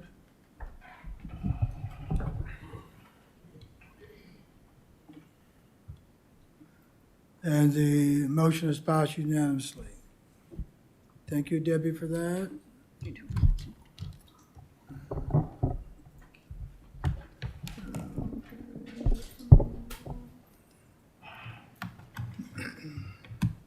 Next item is on the agenda is Planning 007-2929 Highway 202 MPS and LUB mapping amendments. And Rachel, you can begin when you're ready. Thank you, Mr. Chair. So I'm presenting this on behalf of the director, John Woodford. This is his application. So the property is located on Highway 202 in East Gore, and you can see the property outlined in red on the map there. And the zoning, the brown color is the agricultural reserve zoning, and the lighter color is the rural use zoning. And the proposal is to amend the municipal planning strategy and land use bylaw by changing the generalized future land use designation and the zone from agricultural reserve to rural use. Sorry, rural use north too. The purpose of this application is to amend the municipal planning strategy and land use bylaw to allow for the expansion of a non-farm dwelling beyond 25% of its current floor area. So currently this non-farm dwelling is considered a non-conforming use as it's located within the agricultural reserve zone. And therefore, under those non-conforming use regulations, they are limited to a 25% maximum expansion to the building. Given the small lot size and tight setbacks, the property owner is aware that a variance may also be required to enable their home expansion plans. So you can see here on some aerial photography, the building in question and the land surrounding it. So policy IM 13 of the municipal planning strategy permits council to consider the proposed mapping amendments, and this is considered a housekeeping amendment if deemed warranted. Agency consultation for these types of applications would typically include Public Works, Shignetto Central Regional Centre for Education, Nova Scotia Environment, the area fire department, as well as internal municipal departments. However, as this case is being treated as a housekeeping amendment, with no change in land use or increase in the number of dwelling units, staff determined that such a consultation was not warranted. So MPS policy AR10 states that council shall apply the agricultural reserve designation based on active agricultural land. And we know that the subject property is not active agricultural land and has not been for at least as long as the agricultural zoning was in effect in 2000, and is therefore developed as a non-farm dwelling decades ago. As a result, it's reasonable to assume that it was inadvertently zoned agricultural reserve, and therefore rezoning and the redesignation of the property is considered a housekeeping amendment, and this appears to be a reasonable step.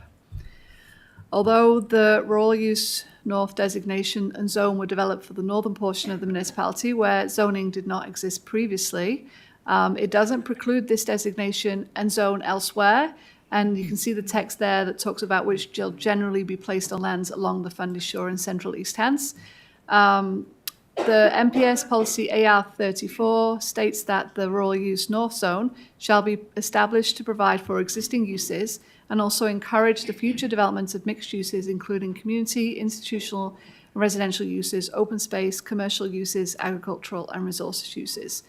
Although several surrounding non-farm properties are zoned rural use. At its meeting in July, Council gave first reading to redesignation and rezoning of the property to RU2. Both of these zones are general rural zones with some similar permitted uses. And in addition, it's not practical for this small lot property to take advantage of additional development rights afforded in the RU2 zone, such as multi-unit dwellings. And as a result, staff see little concern in redesignating and rezoning to RU2. An advertisement outlining the application and indicating it's been received was placed in the Chronicle Herald. A questionnaire was mailed to property owners within 300 metres, and that was 12 questionnaires were mailed, and we received 2 responses. One respondent wanted to ensure that the development would comply with Section 5.6.1 of the Land Use Bylaw and Nova Scotia environment requirements. However, this section relates to the Rural Comprehensive Development District. Staff suspect the resident meant 5.5.1, which specifies the zone standards for the RU2 and zone. And this section will have to be complied with when they apply to an already developed existing undersized lot. So that's to say that the Land Use Bylaw section 5.5.1 will need to be complied with. However, the property owner, along with all property owners, have the opportunity to apply for a variance regarding front and rear yard setbacks. And also, Nova Scotia environment regulations regarding on-site sewage disposal will also have to be complied with. A public hearing notice will be placed in the September 11th and 18th editions of the Chronicle Herald, and the notice was also placed on the municipal website.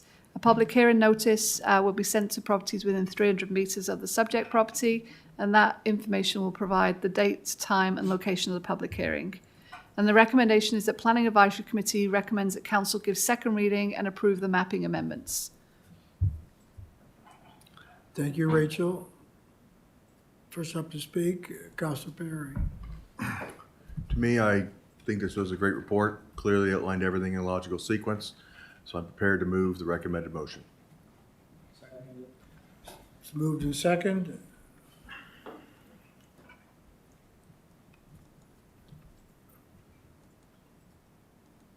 Councilor Musa, you wish to speak towards the Yeah, motion? thank you.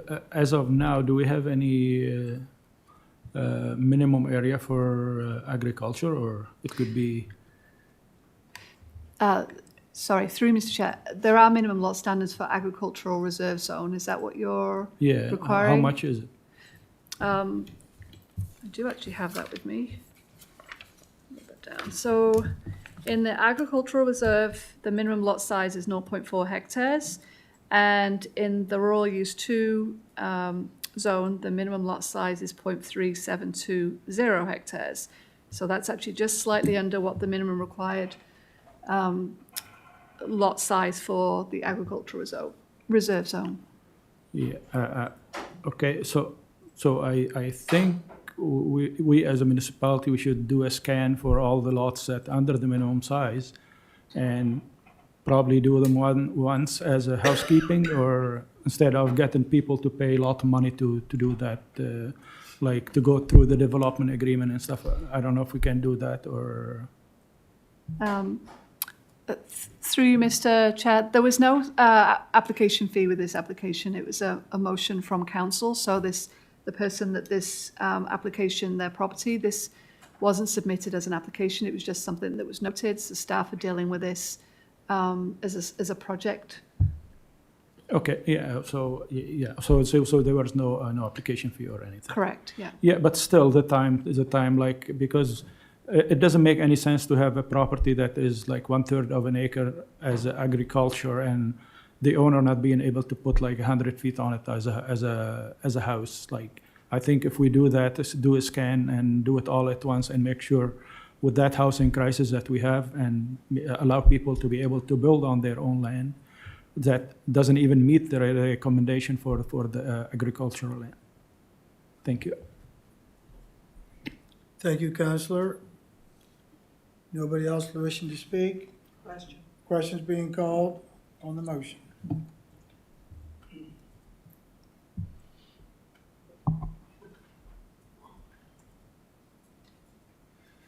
And the motion is passed unanimously.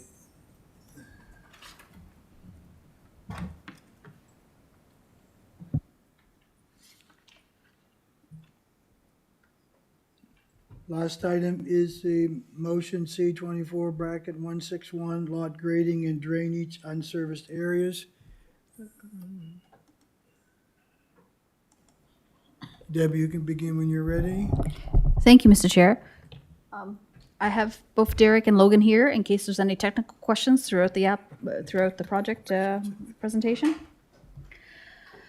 So the first background report or staff report on lot grading and drainage was presented to Planning Advisory Committee in May of 2024. At that time, Planning Advisory Committee recommended to Council not to proceed with amendments to bylaw P1200 lot grading and drainage, but during the May Council meeting, Council passed another motion directing staff to do additional research and pass the following motion. So move the staff prepare another report on lot grading issues in the unserviced areas, including a jurisdictional scan of neighboring or like-sized municipalities to review their policies. So before I get into the jurisdictional scan, I'm just going to go over some background information. So bylaw P1200, lot grading and drainage. The purpose of it is to manage the drainage of water on individual lots so as not to have a negative impact on the subject property or adjoining lands. The bylaw was adopted in 2006 and is only applicable to lands located in the growth management areas except for Mount Uniacke. Municipal standards, where a lot grading and drainage plan is required in East Hants, the plans must conform with the municipal standards. Section 6.0 lot grading of the municipal standards states that the objective of lot grading is to provide for the safe and effective drainage of stormwater while minimizing damage to buildings and property and mitigating effects on adjacent properties and municipal sewer service systems. So the jurisdictional scan. So as per the council motion, staff have completed the jurisdictional scan. And we just looked at municipalities that require lot grading and drainage plans for lots with on-site services. Staff are unable to find any Nova Scotia municipalities where this was a requirement. However, there are municipal units across Canada where there is a requirement for lot grading and drainage plan for lots with on-site services. And these regulations vary greatly. So the first one is Summerside PEI, and the rest of them are from Ontario. And Summerside, I will say that pretty much all of the properties within the boundaries are serviced. However, for those that aren't, this is applicable. So it requires lot grading and drainage plans for all lots. There is no ability to waive the requirement. The Township of Severn in Ontario requires lot grading plans for every new building, and it doesn't matter how the lot is serviced. There is no ability to waive the requirement based on the size of the lot or setbacks from the property line. Township of Oro-Medonte, Ontario, lot grading and drainage applies to single detached, semi-detached, townhouse dwellings, detached accessory buildings, and additions to existing buildings. It does not apply to lots greater than 0.2 hectares. A lot grading and drainage plan must also be required where the chief building official, development engineer, identifies that one is required.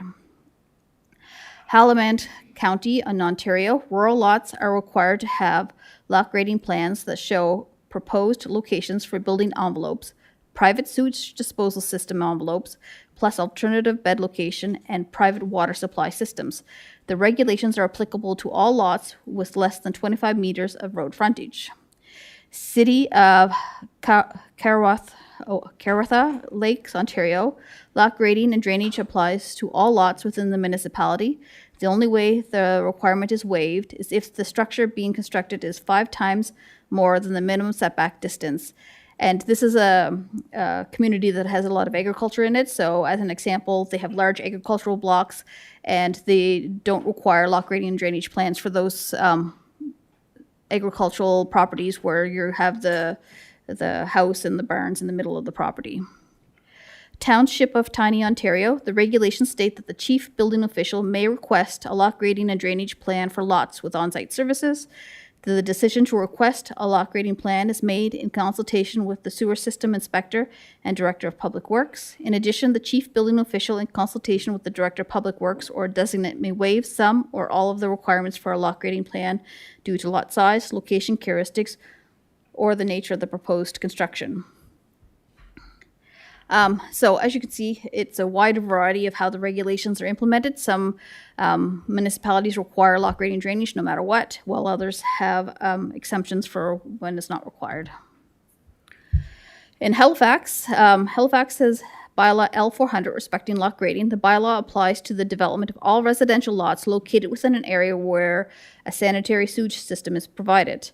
Halifax is another grading bylaw, bylaw G200, a bylaw respecting grade alteration that applies to commercial and industrial lots. In 2016, Halifax Council adopted a version of the lot grading bylaw that included residential properties in unserviced areas of the municipality. However, the bylaw was extremely unpopular, and Halifax Council decided to exclude those areas outside of the serviceable boundary from the bylaw.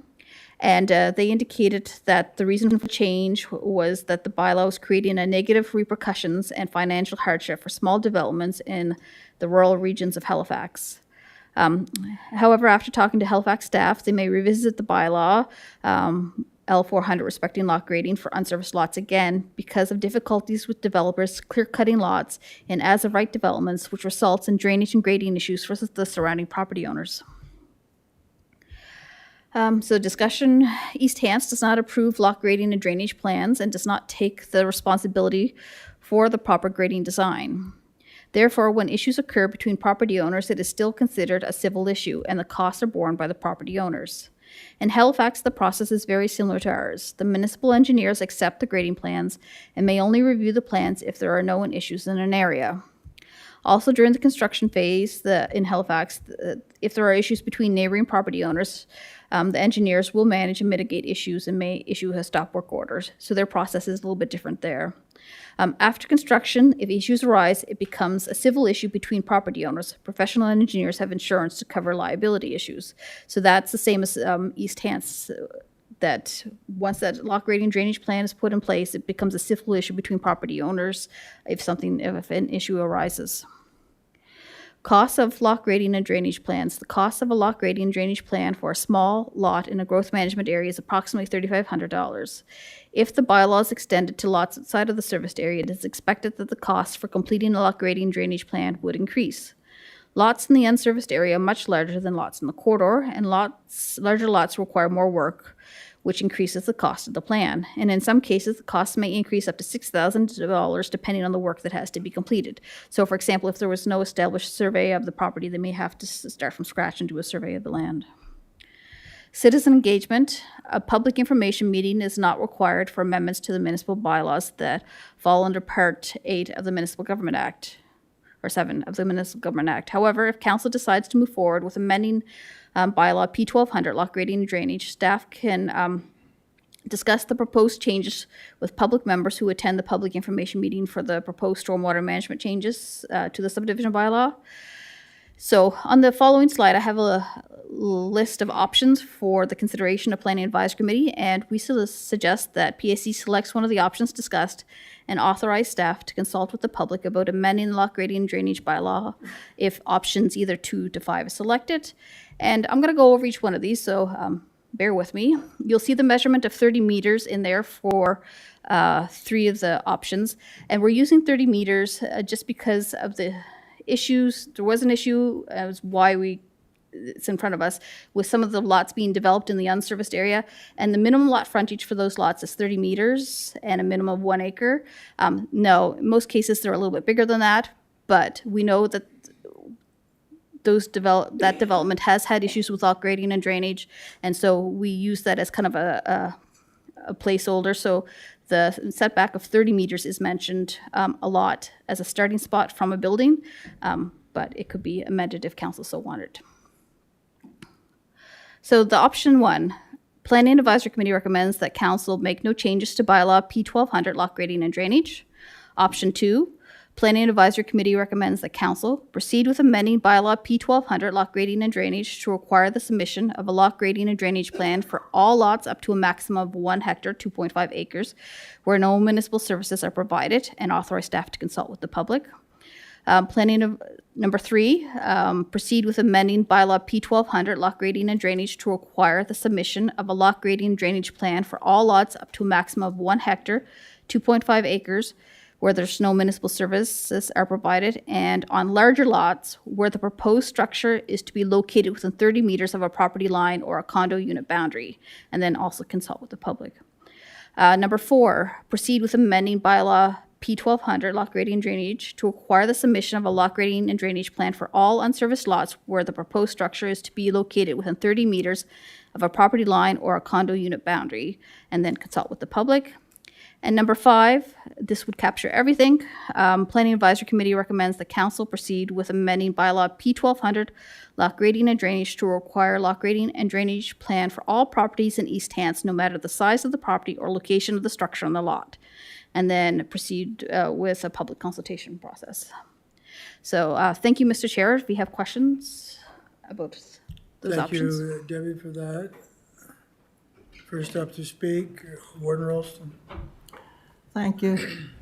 Oh, it just gets muddier and muddier, excuse the pun. This came forward for the exact same reason that HRM is looking at reintroducing their former bylaw. But there was a developer in the rural part of the municipality who developed some lots and sold them with, homes on them. Then went up behind these homes and developed more lots, clear cut.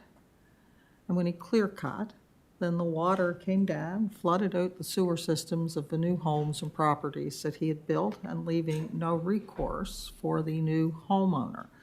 So I don't know what the answer is. I certainly don't want to add $6,000 to the cost of every rural person trying to subdivide a lot and build a home, but neither do I want someone to spend, in this day and age, $250,000, $300,000 for a home.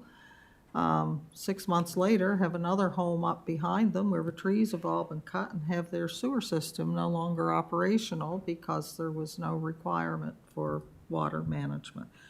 I read this, I've thought about this, I'm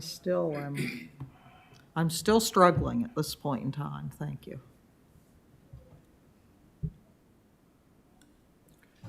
Thank you, Warden. Councilor Rhino. Thank you, Mr. Chair. Similar to the warden, I would like to encourage growth in our area. And my concern is putting in another cost of $35,000 to $6,000, to have this done may work against growth in our area. You look at the cost of building materials, you look at the cost of just buying land now itself is astronomical. And we have very few young people out there who would like to have a start and are struggling to get down payments and whatever. This would add to another cost to it. So those are my concerns with that. I can understand trying to protect, property owners abutting and water going from one to the other. But have we had any instances or complaints about that in like the area that I represent? Has there been any issues that you know of that's away? Through you, Mr. Chair, the issues that I'm aware of, and I don't receive the issues. From the planning side, is with the development portion of the department that does, but I am aware of the ones that are in the warden's district. Okay, in the warden's district, okay. Well, those are my concerns. To add that much money to build a house again, and it usually takes, in the area I represent, it takes approximately 2 acres to build and have a septic and a well and everything. And I just I'm wary about adding an extra cost to that and deterring what growth could possibly happen in our area, because I'd like to see new homes being built. I'd like to see our youth staying where they are. And these little things add up after a while, higher taxes, so on and so forth, cost of building materials. Those are my concerns, and I just don't want to hurt growth from happening in our rural area. Thank you.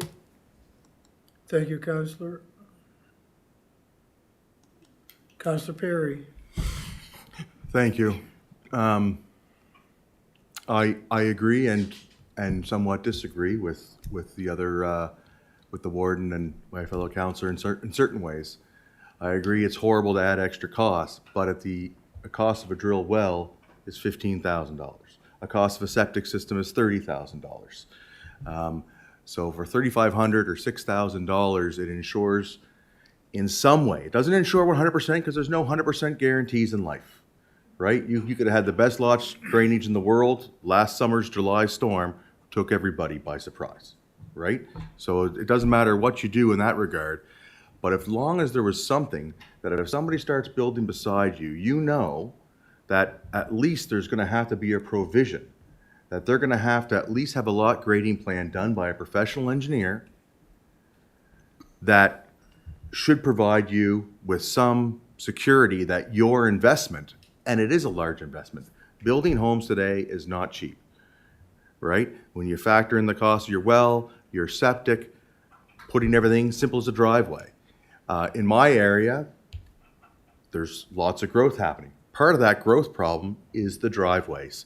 If there's a big hill here and you're going down to a home next to a lake, and this was all a ditch before, the water ran off, went through the ditches. Now it runs off that driveway, across the road and down onto somebody else's property because there's no French drains or there's no other drainage things that are happening in those areas.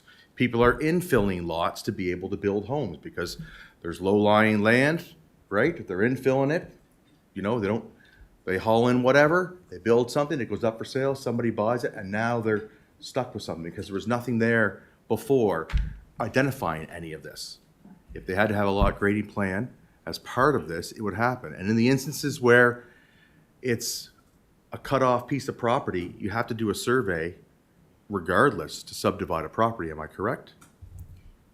Through Mr. Chair, yes, you have to do a survey unless it's over 25 acres. Yeah, so on these smaller pieces of property, you're already into a survey, and the lot grading plan is just one subsection of a survey that you can have done at the same time. I wish we didn't have to live in a world that we didn't have to worry about this stuff, but there's plenty of instances out there where some people just are only thinking about themselves and their own bank accounts at certain times, and they don't care what happens next door as long as they're okay. If I'm the highest person on the hill, my water rundowns and affects you, you know, not everybody has the means to go to court as well. And the court costs, as well spoken by the warden, can cost hundreds of thousands of dollars, and they don't have that. You know, somebody starting off new is very difficult to scrape together enough money for a house. Now the federal government is putting them in 30-year mortgages. The interest that they're going to be paying for 30 years is going to be astronomical to get into some of these properties. Anything we can do to provide some layer of a check and balance, I think we have to. And I really like the fact that consulting with the public is in there, because I'm not really too concerned with consulting with the developers. I want to talk to homeowners, right? Would this be something that you would want if you were going to build a new house somewhere? Would you want to be sure that the people next to you moving in and developing aren't going to put you in a bad situation? Because I can give you 3 examples in my area right now where people have had to replace their septics because there is nothing like this. People moved in next door, they raised their property up, the water flows down, floods out your septic. It's just, water runs downhill. And if there's nothing there, and they don't have the means to go to court and fight, you know, they're living paycheck to paycheck, the majority of people are now, regardless of the amount of money some people are making.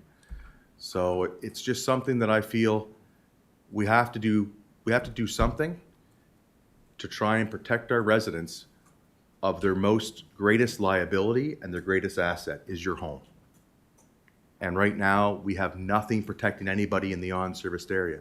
If it's required in the serviced area to protect a home, that the septic and well can't be affected by water going across the surface, the most vulnerable land is the on-serviced area where any surface water will affect the well and the septic. So to me, it makes more sense that this should be enforced in the on-serviced area, because if it's enforced in the service area, we're going to have minimal impact. It's a greater impact to the homeowners and individual cost in the on-serviced area. So I'll wait to hear. There's lots of people left to speak, but I do think we need to do something. Thank you. Thank you, Counselor. Counselor Musa. Thank you, Mr. Chair. I'm trying to make up my mind about one of these options, but the 30 meter, I think, is too much of a distance, because if you have 2-acre lot or 2.5-acre lot, 30 meters is not going to make any difference unless your lot is square and you're building in the middle, because you're always going to have one neighbor on this side or one neighbor on the side or one neighbor in the back. So 30 meters cover a lot of area. So if we're gonna go with one of those 30-meter option, I like to see it probably 15 meters or something like that. So that's my opinion. Thank you. Thank you, Counselor. Counselor McPhee. Thank you, Mr. Chair. Through you to staff, is this just for new homes, or if you're already, there's 2 existing homes and a person changes the grade of their lot, would they have to ask for permission to do that? Through you, Mr. Chair, it'd be the same as our current regulations. So it'd be for any new homes, additions to your home, or for any new structures on your lot. If you're changing the grades and it's already in an existing place, it wouldn't apply, because it doesn't trigger it. We have to have something that triggers it, and a building permit would trigger the lot grading and drainage bylaw. Okay, so, because I was in the position where the lot next to me changed their grading after the house was built and dumped all the water onto me, so it's the same problem, and again, yeah, I didn't go to court, that's not reasonable, and fixed it myself, but it wasn't very pleasant. To you, Mr. Chair, I will say that once you start to build up, like once the communities start to build up and there's more and more lot grading and drainage plans out there, then like when it's, for example, in the serviced area, we have pretty much everybody has lot grading and drainage plans. So if there is issues, then they can go back to the lot grading and drainage plans, and there's something there to see if somebody did bring in grades for a property next door to you and they had a lot grading plan, they can say that they're in violation of the lot grading plan. And so if you did have to go to court, you can see the difference, right? Okay, so there would be recourse sort of that way. Yeah. Okay. Okay, thank you. Thank you, Counselor. Sandra Garden Cole. Thank you, Mr. Chair. I think I feel like some others that, no, we don't want to add costs to or deter people from building, or developers or individuals. The only way that I can make peace with it is that while these people are paying this fee to have it done on their property, they can also have peace of mind that neighbors who are going to build them around them will also be paying a fee and protecting them as well. So, it's peace of mind that it's happening not just for your property, but to the properties that may potentially be building around you. So that's how I'm justifying supporting it in my mind. Thanks. Thank you.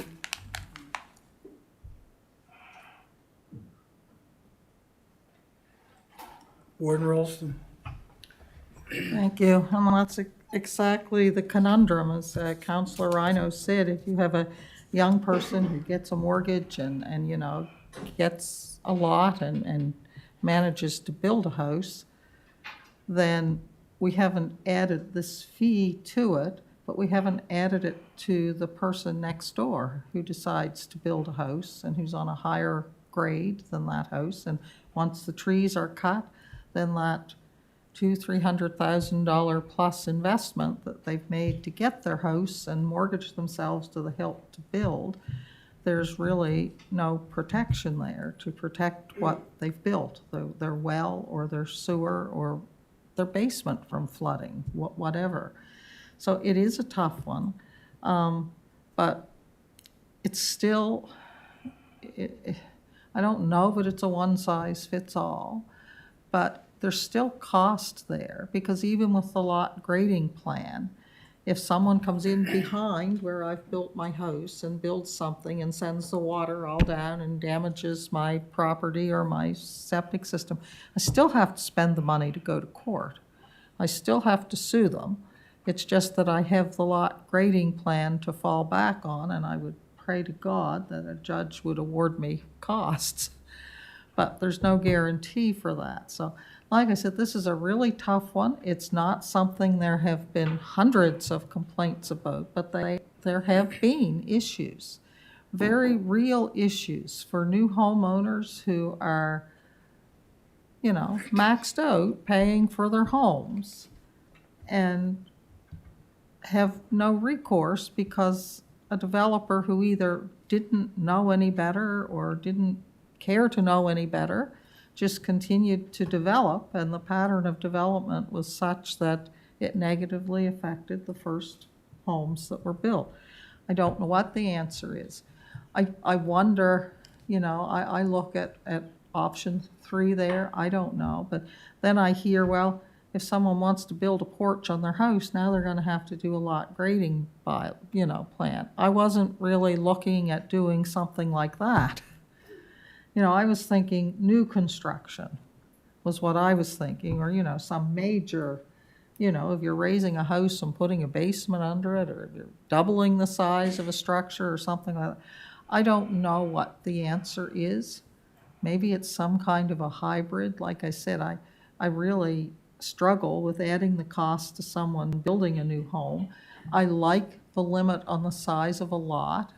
Proposed there is 1 hectare, so anyone who had a lot bigger than 2.5 acres would not have to do this as long as their structure was not within 30 meters of the property lines.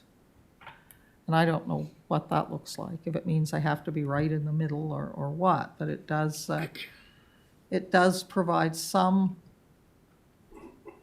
relief for folks building on large rural lots. So, like I said, I am really struggling because I don't think I can support something that says anybody in the rural area that wants to build a porch on their house or a bedroom for mom or dad to move into because they've only got 2 and they only need 3, something like that. I wouldn't want that to trigger this. But I would like to see protection for the people who are investing hundreds of thousands of dollars, as Councillor Rhino has said, to try and build a home and get a home of their own. I'd like to see some protection for them, that investment is not going to be negatively impacted by something that someone else does. It's a tough one. Thank you. Thank you, Warden. Councillor Tingley. Through the chair. Don't want to respond to everything, but I just want to respond to one comment that Councillor Perry made. I agree with pretty well everything he said, except for his comment that last summer's storm took everybody by surprise. It's not taking everybody by surprise. The federal government are concerned about this. We're concerned about this happening. The provincial government, lots of organizations, and they're still concerned that it's going to happen again. The federal government, under their climate adaptation strategy, they're stating that it's going to happen again and advising residents and municipalities and provinces to take action to prevent it. You know we have a lot of legacy problems because of decisions that were made in the past don't, and that's not to blame anybody or anything like that. It's just the climate has changed, the weather has changed, and this is the situation we're in. So a lot of talk is around adaptation, trying to, the situation with the climate and the weather is not going backwards. It's going to stay the same or increase. My understanding is this year, the losses due to weather were substantially higher even than they were last year. It's just a matter of whether it's your turn, whether you're going to get nailed or not by a weather system or not. But eventually we will get hit again.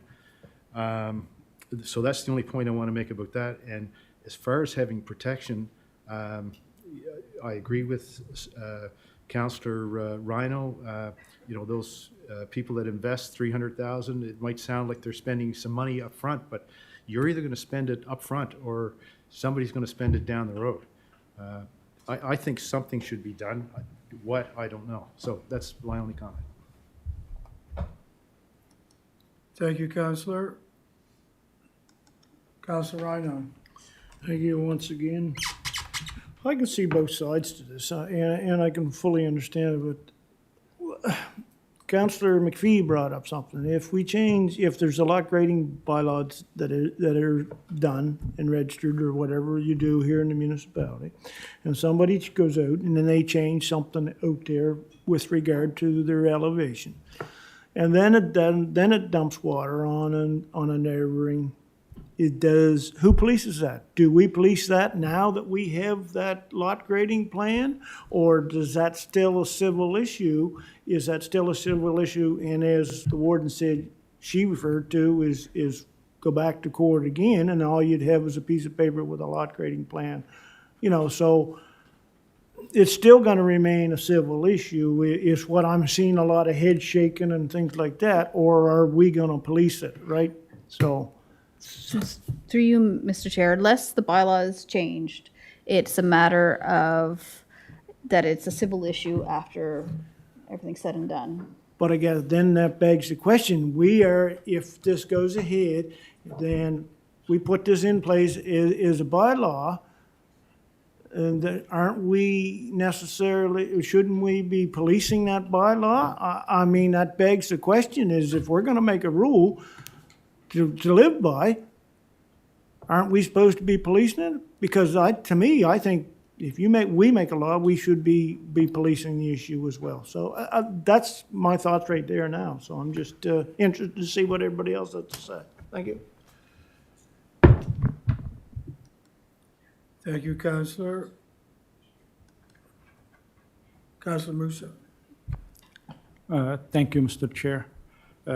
I'm 100% with protecting other properties, but your first protection is gonna be when you hire your QP and he decide where your septic field is gonna go, or your well, or whatever.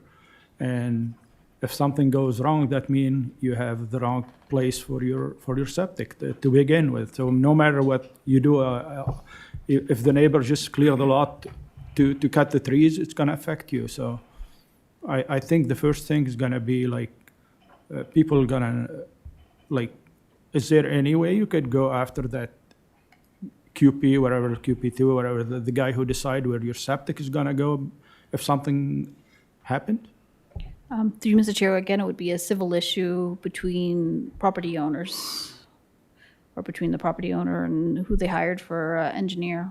Yeah, like, I mean, like if you have your septic in the wrong place, no matter what the neighbor do, it's gonna be in the wrong place. If you have your septic at the lowest point of your lot, that's not your neighbor's problem, so it's your problem. Like, so that I gotta see it from two different ways. Like, it doesn't matter if you have your septic field at the wrong place. It doesn't matter what the neighbors do. Like, it's in the wrong place. So And you can blame it on the neighbors. Through you, Mr. Chair, the municipality doesn't regulate septic systems, so it's all done by Nova Scotia Environment, and they do have their own regulations for where and when septic systems are put in place that they're supposed to follow. So we don't regulate it at all, so we don't get involved. I understand, but to implement something on a neighbor just to protect somebody that didn't do their homework when they built their homes, it's not gonna do us any good. So it's gonna add to the neighbors' properties. Like, I'm not saying I'm against anything, but we gotta find something in the middle that protect everybody. You cannot force somebody who have like 5 acres of land and he wanna build like a house 30 meters away from the neighbor to do a scan for the whole thing. Like, to survey the 5 acres, it's gonna be way more than $5,000 and $6,000. Is that thank you, Counselor.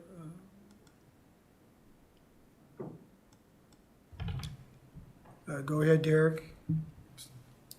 Thank you, Mr. Chair. I just wanted to follow up on Councillor Rhino's question. What Debbie's saying is absolutely correct. The bylaw puts the emphasis on people who aren't the municipality. In reality, what happens is we get calls from people who are flooding, and I&O staff do meet with them.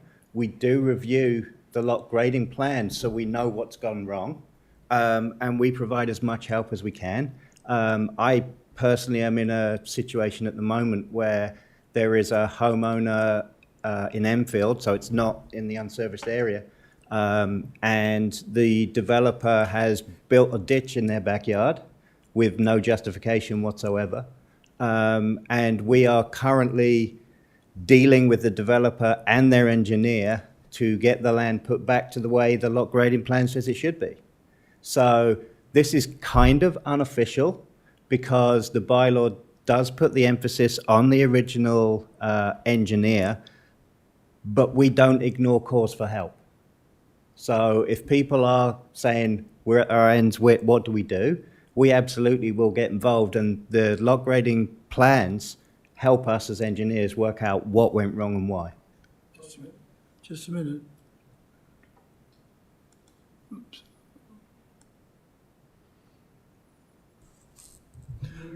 Okay, so through you to staff, so then we do, you are policing that, but but it still doesn't come back. If they will not conform, then is it back to council to say, boom, we're gonna fix this? Or if you don't fix it, we fix it and put it against your property taxes in the form of a lien? That's how I mean by policing this issue. I understand that you'll try to work through this. But when the hammer drops, or is it the hammer of us or the hammer of a civil issue? Through you, Mr. Chair, again, that's not an easy question. The issue that I'm dealing with, there was a deficiency report as part of the lot grading bylaw. We took a deposit. We absolutely can use that money to fix the problem. But that's not in every case, because in this particular instance, there was the developer didn't do what they were supposed to do, and there was a deficiency report as part of the bylaw. So absolutely, we can use money and fix it. Typically, if that isn't the case, then yeah, there would have to be some other mechanism, and probably would be the homeowner that would have to then sue whoever did the work or didn't do the work. But that confuses me even more. You're saying in one sense, if we do get involved, and then you're saying in the other sense, it could come down to a civil issue. Like, to me, That is the case. To me, if we create any bylaw, we should be fully prepared to enforce that bylaw and have standards and then deal with it. This is my thinking. So, to me, what you just said, I appreciate it, but it's still confusing. I think Kim's probably going to answer. Yes.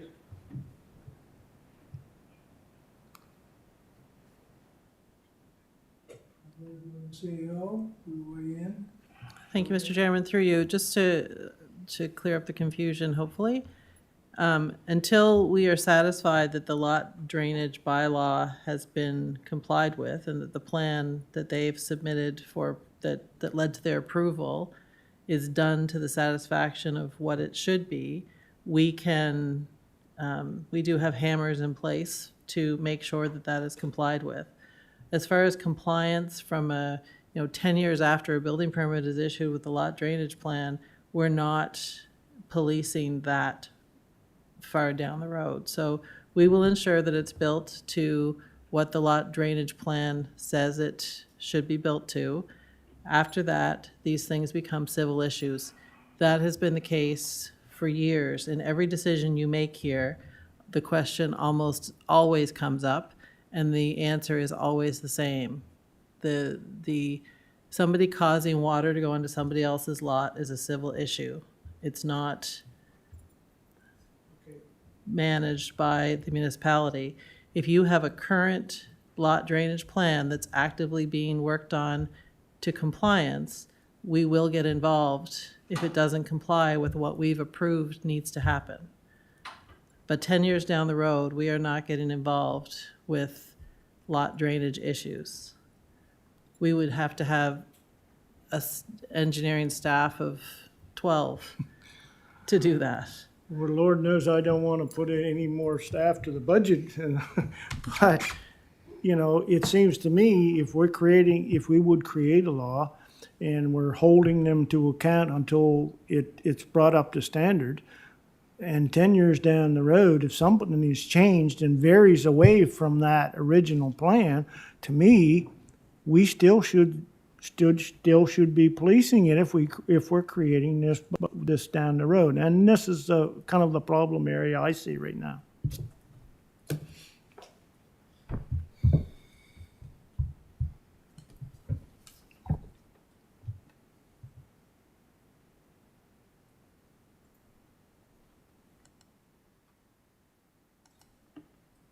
Councilor Perry. Thank you, and good discussion by all, and Councilor Rhino's point about, 10 years down the road, should we be policing it? Well, 10 years down the road, if there was no lot grading plan to begin with, then nobody knows that anything happened. How do you know it was good 10 years ago? You only know it was good 10 years ago because when it was constructed, there was a lot grading plan saying that this is the way everything had to go, this is where it is. It's when you go to court, the more evidence you have on to support your side tends to lead you to a better outcome. I believe passionately that this is something that we need to do. I don't believe if you look at the cost of a home, most people put countertops in that cost more than a lot grading plan in their home. Most people buy fridges and stoves that cost more than a lot grading plan would cost for their home. The only issue I do have with this is when it's dealing with the size of properties, right? Somebody buys a wood lot and they clear cut everything to make a hobby farm on the top of a hill. Well, guess what? There's a lot more water coming down that hill, regardless of the size. Somebody decides they want to make a golf course next door and it was all wooded area. What happens then, right? So size doesn't always have to play a role in the size of property. It's the size of the development. I wouldn't want to see somebody have to do it for a porch, but if they're building a barn or a garage or a structure like that, which requires footings and alteration to the land, then yes, I would absolutely want to see a lot grading plan done. I just think it provides a point in time map at construction that this is what this property was producing. If anywhere down in the future situation changes, you can go back. If you have a civil issue with your neighbor, you can hire somebody to go redo a plan on there, or you can go to court and you'll at least have the footprint of where you started. If you don't have that, you have nothing. You have he said, she said, she, he, whatever. There's no basis other than my neighbor's dumping water on my property. As we want to encourage development in these areas, we also want to encourage, security. I think having that footprint, that stamp in time saying on this date, the lot grading plan was done, there was no adverse effects going forward, right, is there. 10 years down the road, if there's adverse effects, they now have a paper saying, this wasn't the case 10 years ago. So obviously something happened. What happened? Right? And then you go to court. Regardless, these things always end in court. I did like to hear that our staff does reach out in the construction phases to ensure things are being done and adhered to. That right there, that provided me a sense of security that the engineers are looking over these things and ensuring it. To me, this is like a part of your building checklist, your footings, your this, your that, to ensure your property is being built properly, that you're not adversely affecting, that you're not in an unsafe home. And so for that reason, I'm going to move, because there's consultation with this, and this isn't the final thing, I'm going to move that council proceed amending bylaw P1200 lot grading and drainage to require a lot grading and drainage plan for all properties in East Hants no matter the size of property or location of the structure on the lot, and authorize staff to consult with the public on the proposed change. Option 5. Option 5. Okay, so moved in second, but I have some people still on to speak. Thank you, Counselor.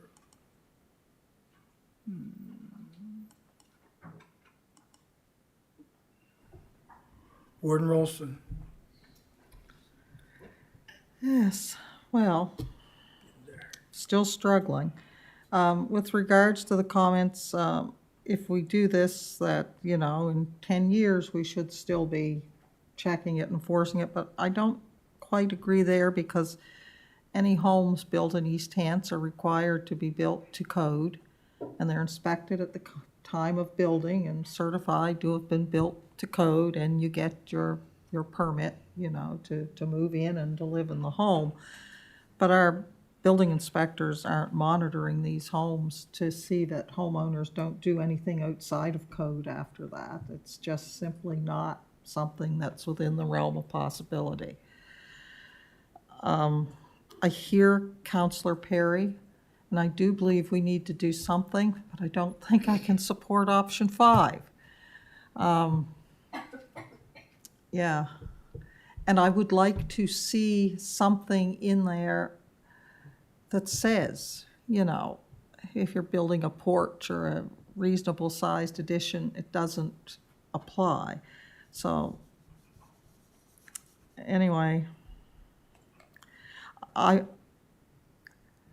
know staff did a lot of jurisdictional scans, and I don't know if within that there was anything around, you know, whether it's new construction or whether it involves additions or anything like that. I'd have liked to have seen it deferred until we could perhaps have some discussion on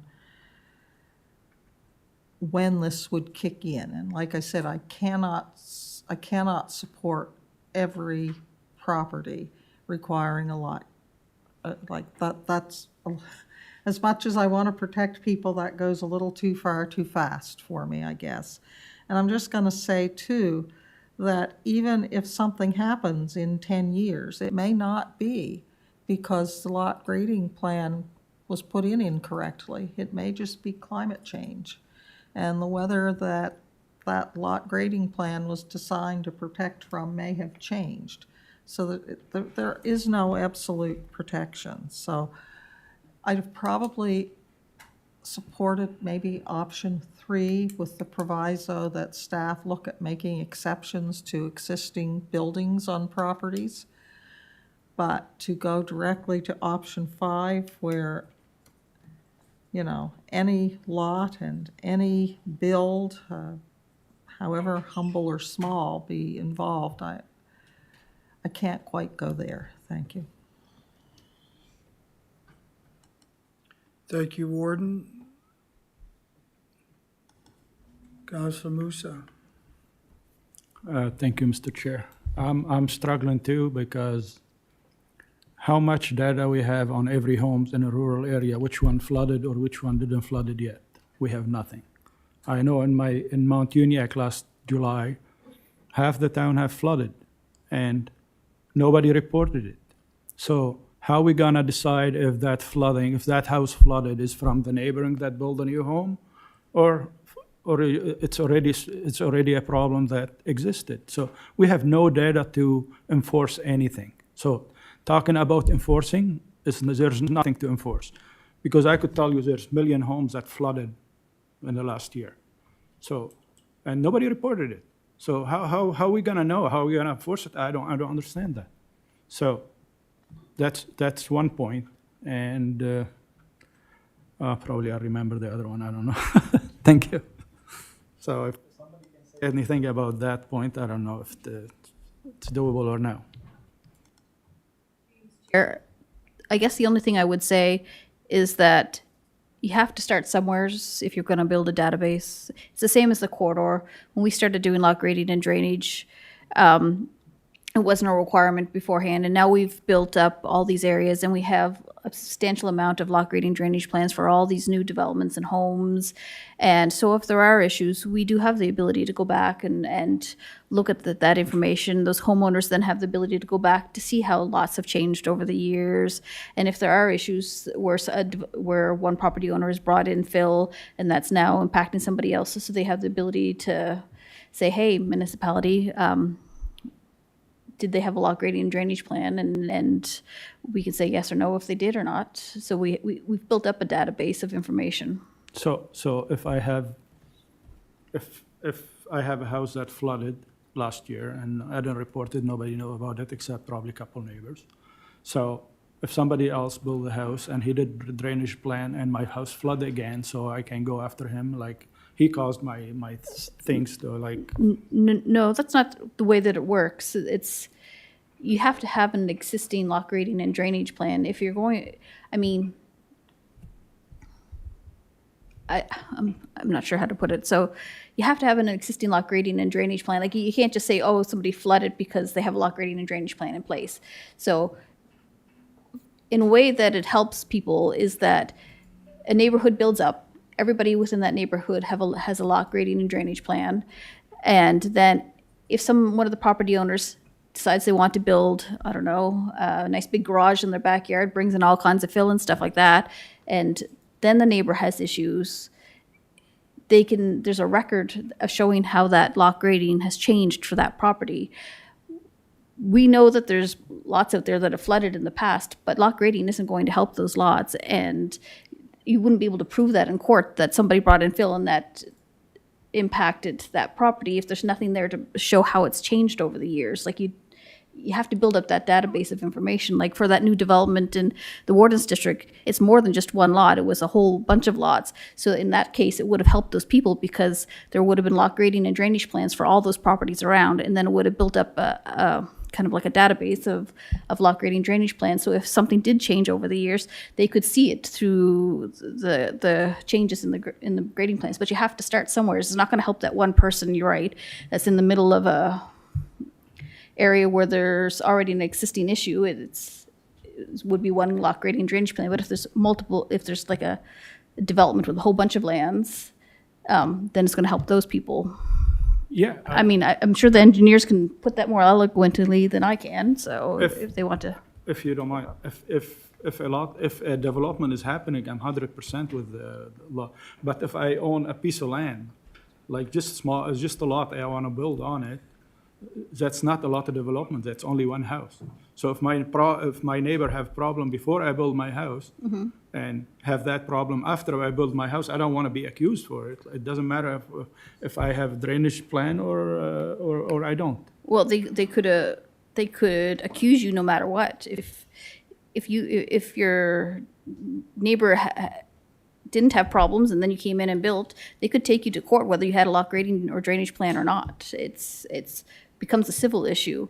So we've had that happen in the past too, where we say it's a civil issue. Somebody came in and they did something, whether they cleared land or whether they brought in a whole bunch of fill or whatnot.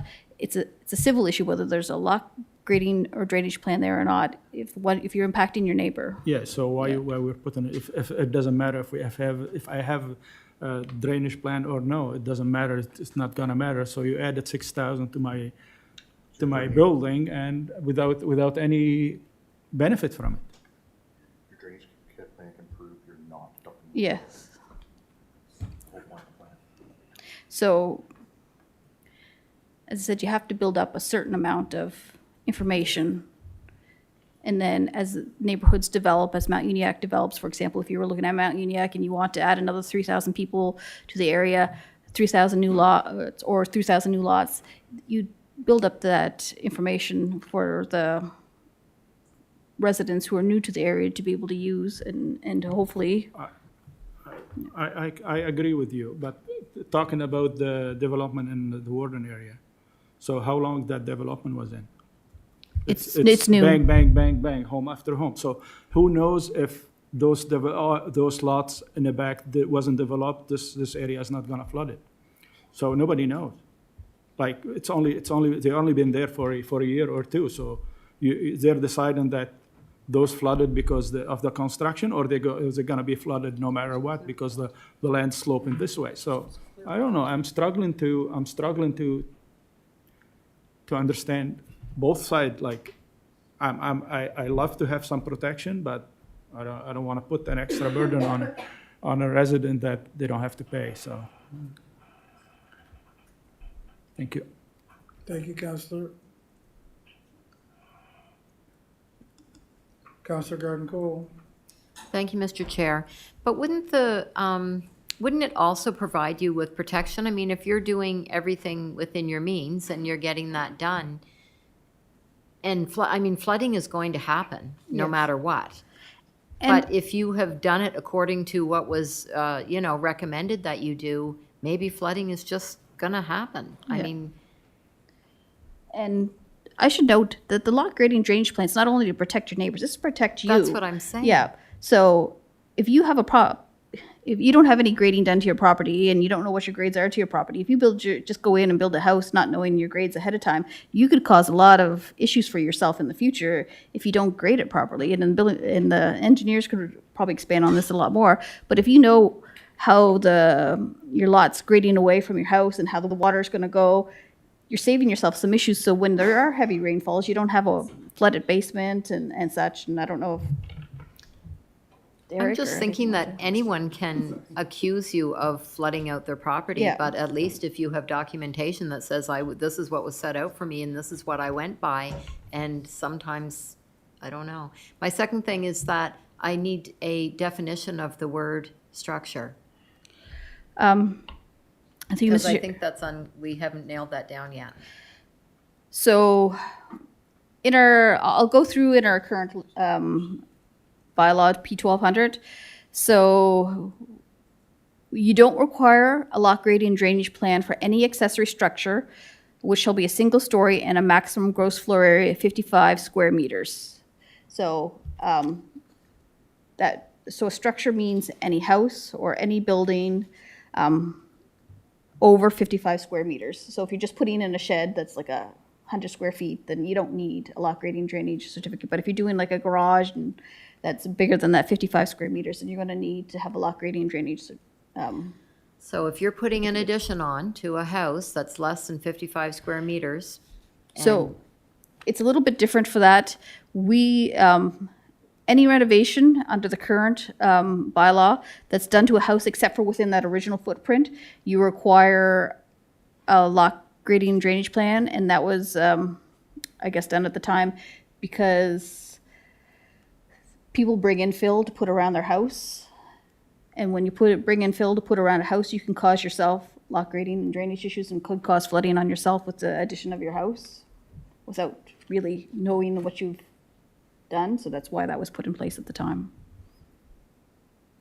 Okay, thanks.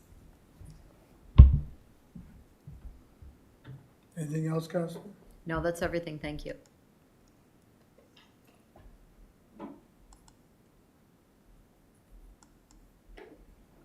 Counselor Hibb. Thank you, Mr. Chair. Just through you to staff, little clarification for number 5 is, no matter the size of the property or location of the structure on the lot, if somebody owned a lot, 5 acres, 10 acres, and they decide to build way back in the middle of nowhere there, nothing around them but forestry, would they require and to me That's the way it's worded, yes. that's kind of redundant to me, because I mean, there's no, other than to help myself, if you're not going to cause problems to the damage or anything to the area around you, I mean, you're going to spend a lot of money on a grading plan that's really irrelevant to that. But anyway, I just want a clarification. Thank you, Mr. Chair. Thank you, Counselor. Counselor Rhino? Counselor Hibb just brought up a great point, do you really need one for that case? Bill,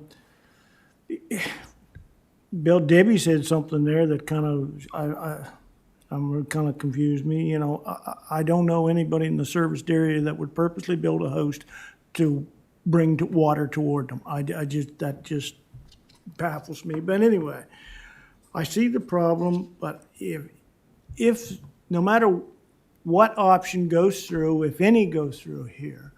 I think for the public out there that are watching out there, they have to realize that that will be on a forward basis from a certain point on. And any problems that are now there that are existing still we can't touch because they'll probably be grandfathered. Am I correct in that?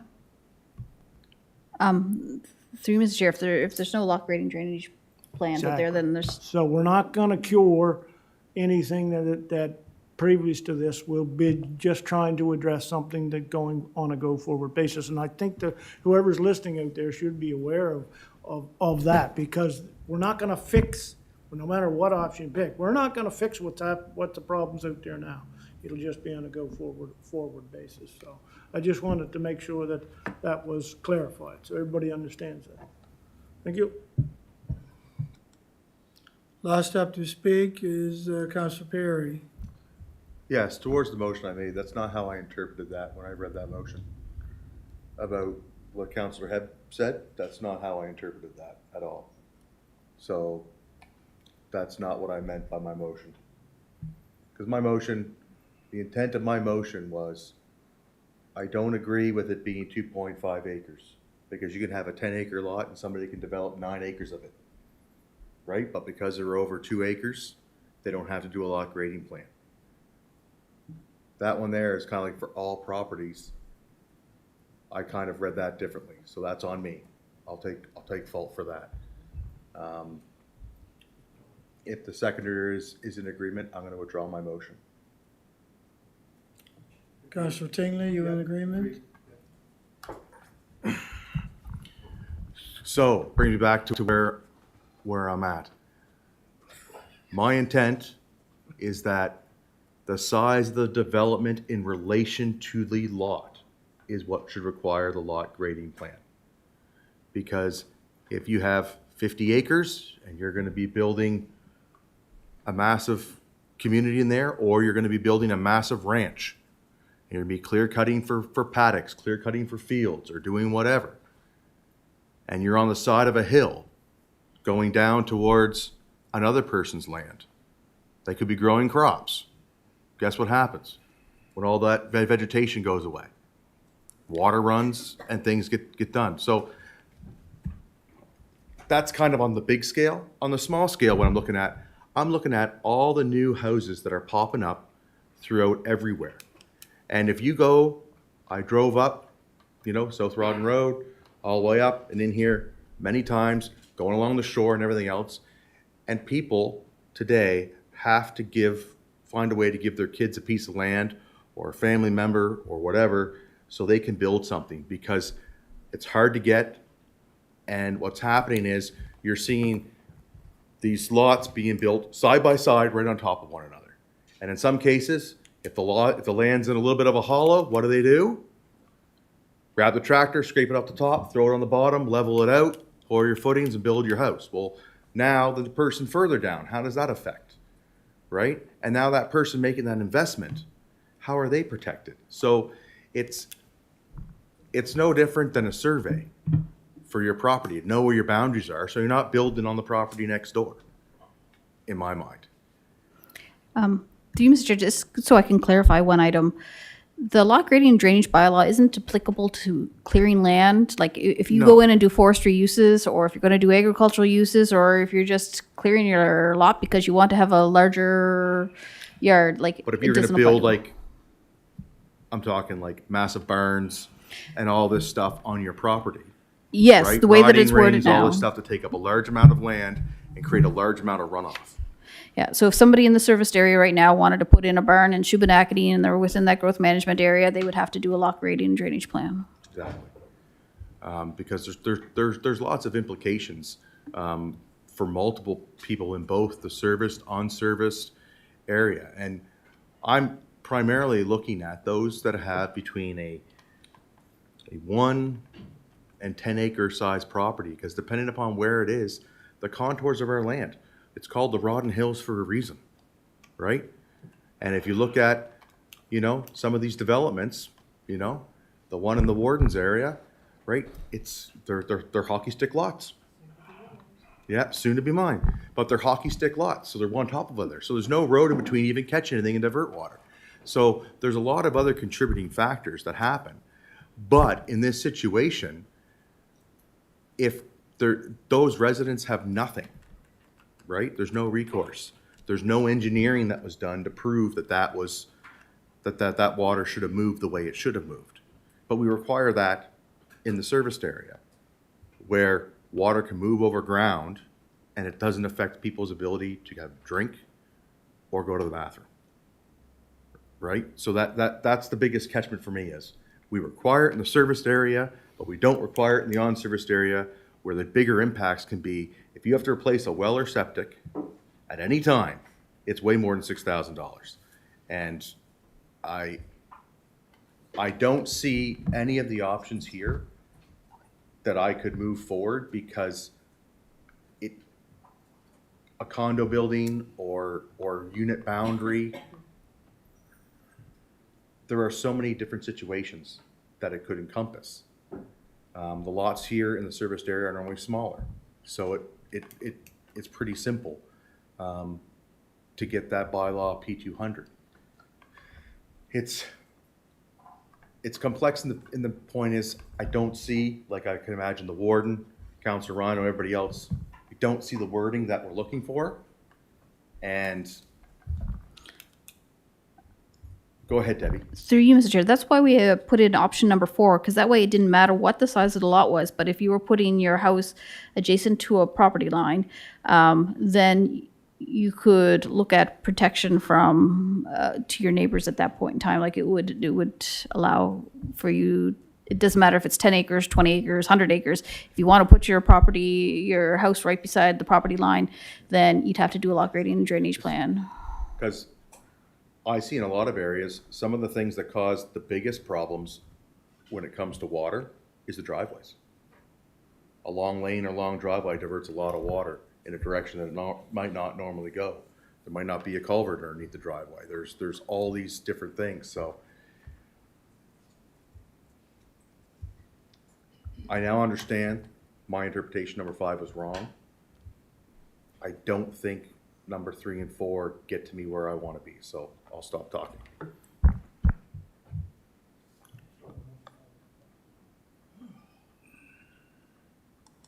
Warden Rolston? Thank you. Well, we have consumed over an hour on this discussion now, and we're still pretty much exactly where we were when we started. I think pretty well everyone acknowledges there's a problem, number 1.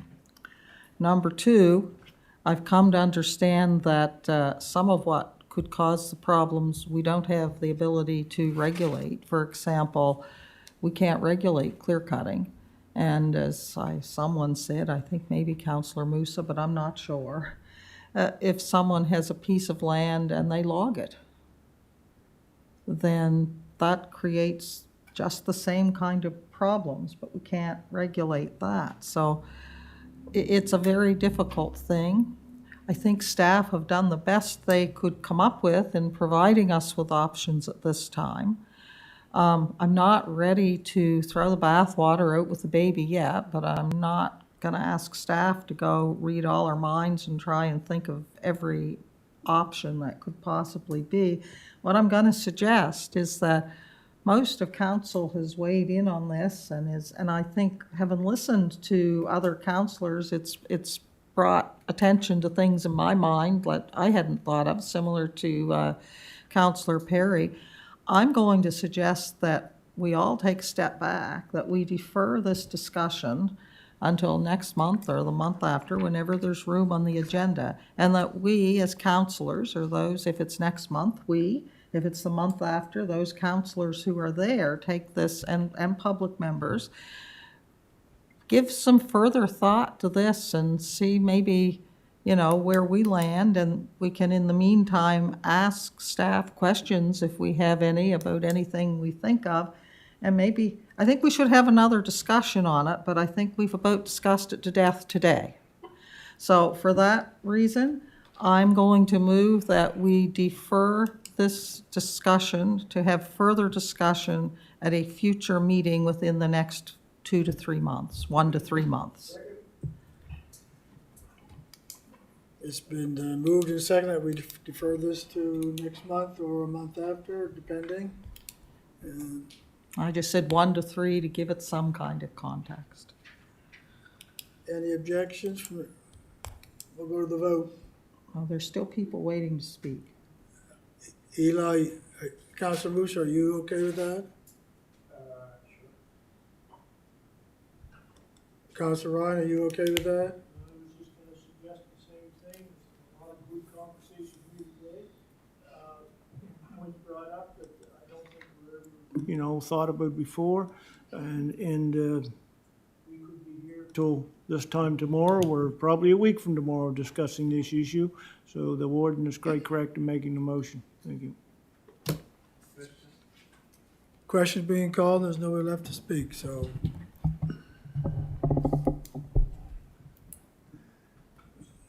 And it's passed 12-0 unanimously. The last item was the item that the warden wanted to bring up. That can be deferred to business from councilors. Okay. Thank you, staff, for your indulgence in this afternoon. The CAO would like to make some comments. Okay. Oops.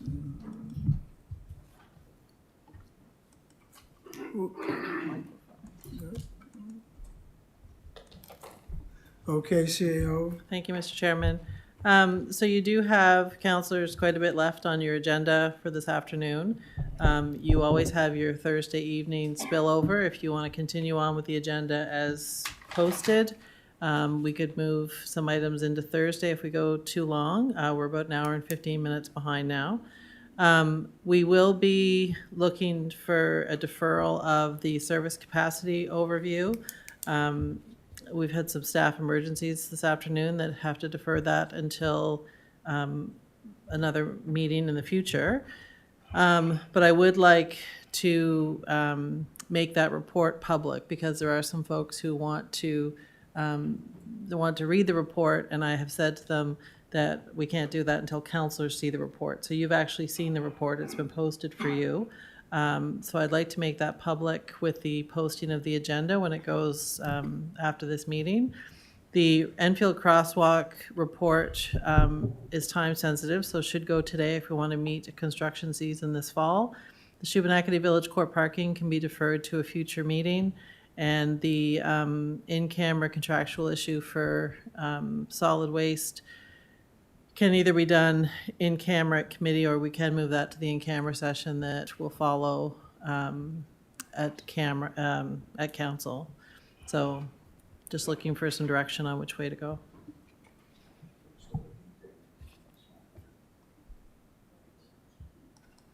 Warden, go ahead. I move that we defer item 31 and item 33 until October committee, and that we move the in-camera session from this morning and the item 34 to the in-camera sessions in the council meeting following this meeting. So is that, So that would leave one item for I&O, which is time sensitive, being item 32. I'm so move. seconder? Moved and second that we move those items around as presented by the warden. Nobody wish to speak? Question being called, we'll go to the vote.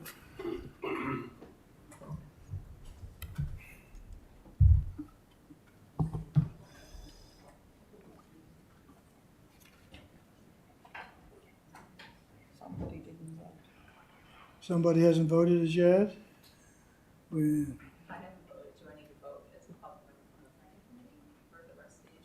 Oh, we haven't adjourned. We haven't adjourned, so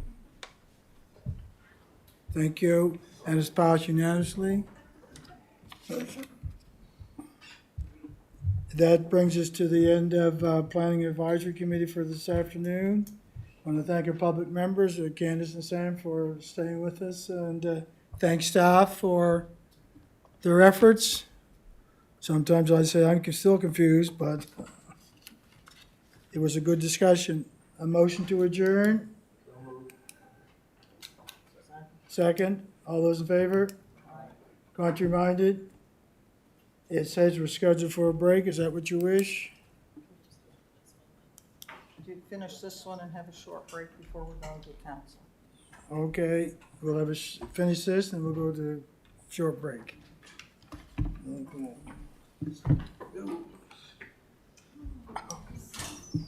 It's probably hotter than the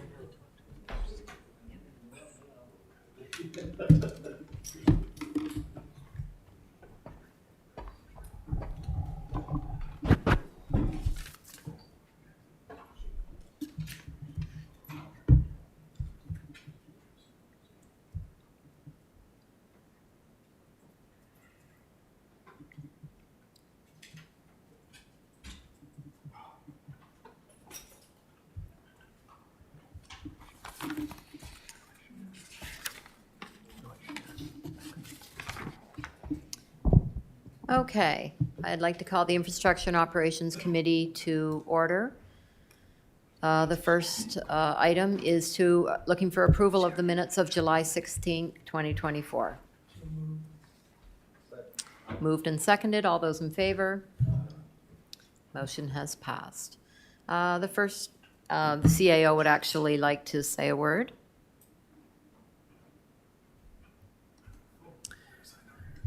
Oh. Can we take that off the screen? Councillors, so you do have a report in front of you with respect to the crosswalk project in Enfield.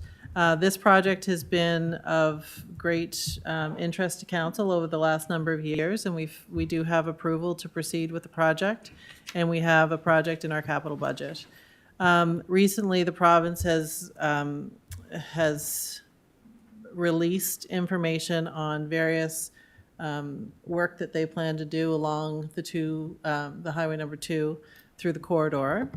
And with that comes their documented intent to put a roundabout at that intersection in Enfield, which is fairly close to where your new crosswalk is going to be. There's no timelines associated with that roundabout.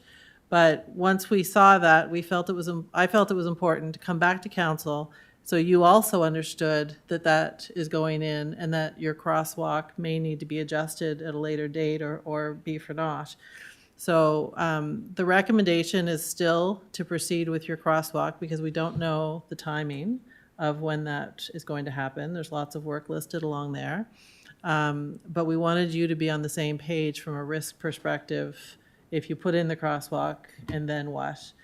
We wanted this report to be documented as a matter of fact. So Logan is here. He can take you through the report if you so choose. I know you've all had it and have probably had a chance to read it, but we would look for some direction on which way to go.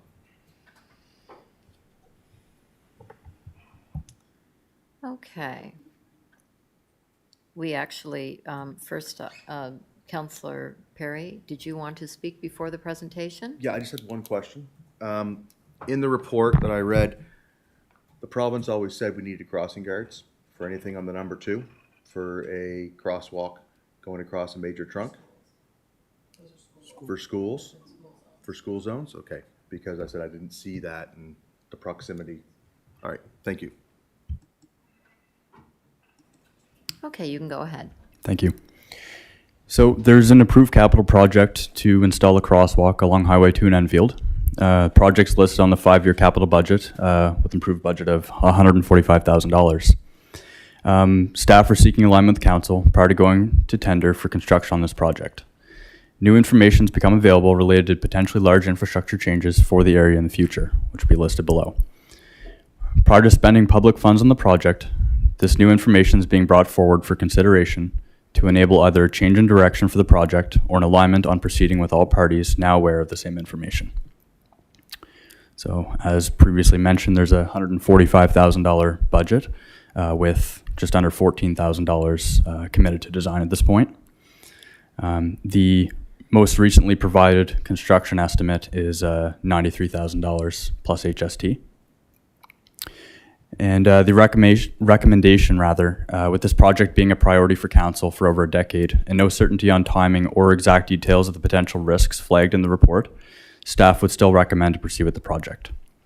So the recommended motion, move that Infrastructure Operations Committee recommend that council continue project 21-033 to complete the crosswalk project in Enfield with the awareness of the future potential infrastructure changes to the area.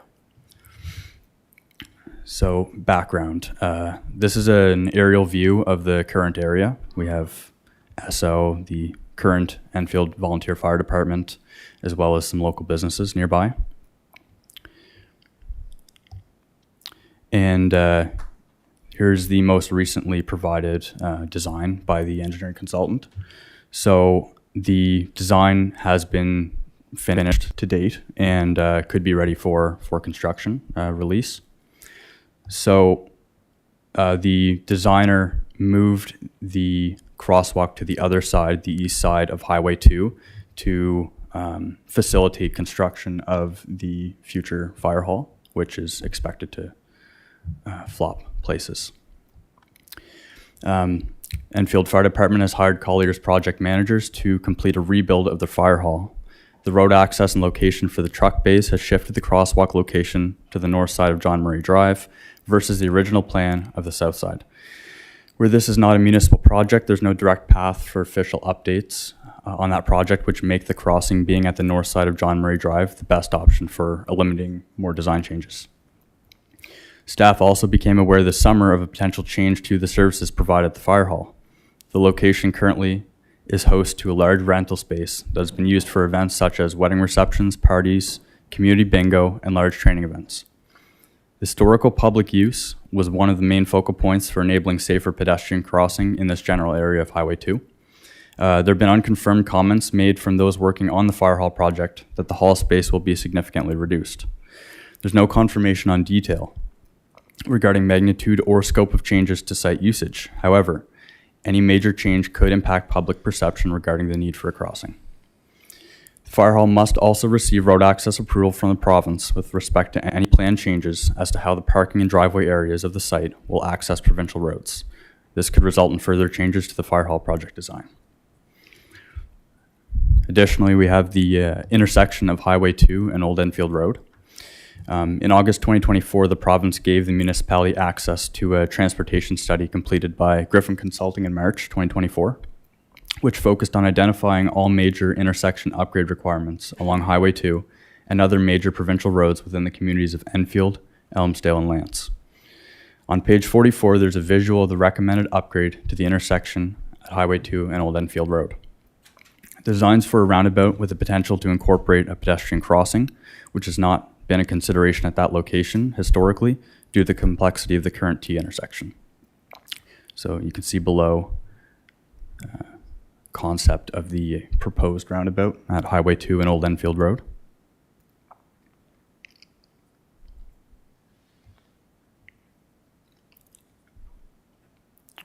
As well as some traffic analysis information from the report for the area.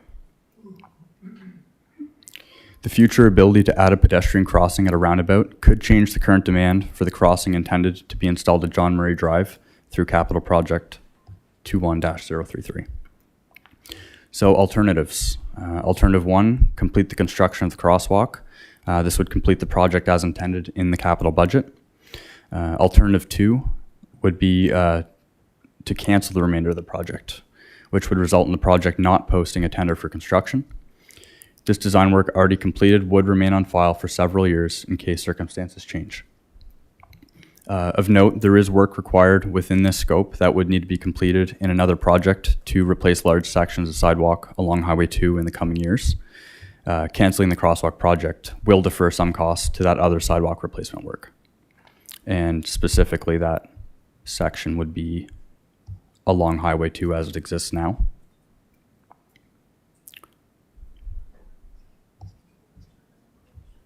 Thank you. Thank you. Okay, first up to speak, we have Councillor Eisner. Thank you, Madam Speaker. Yeah, it really changes everything up.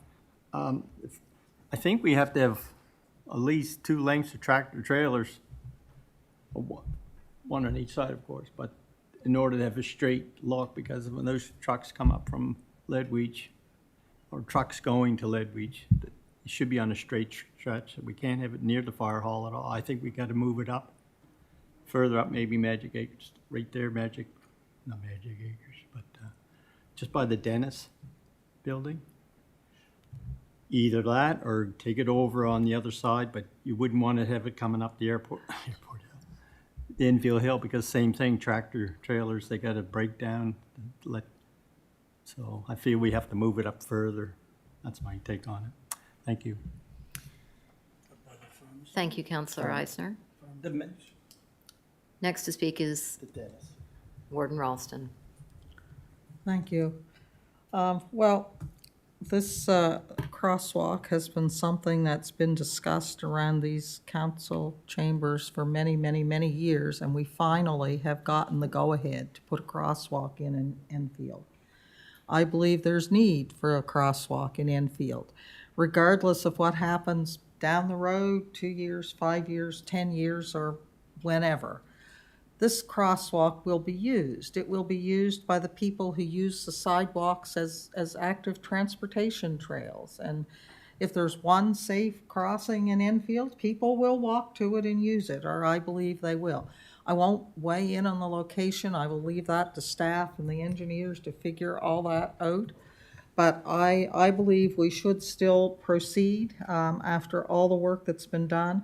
Therefore, I'm going to move the recommended motion that Infrastructure and Operations Committee recommend to Council that Council continue Project 21-033 to complete the crosswalk project in Enfield with the awareness of the future potential infrastructure changes to the area.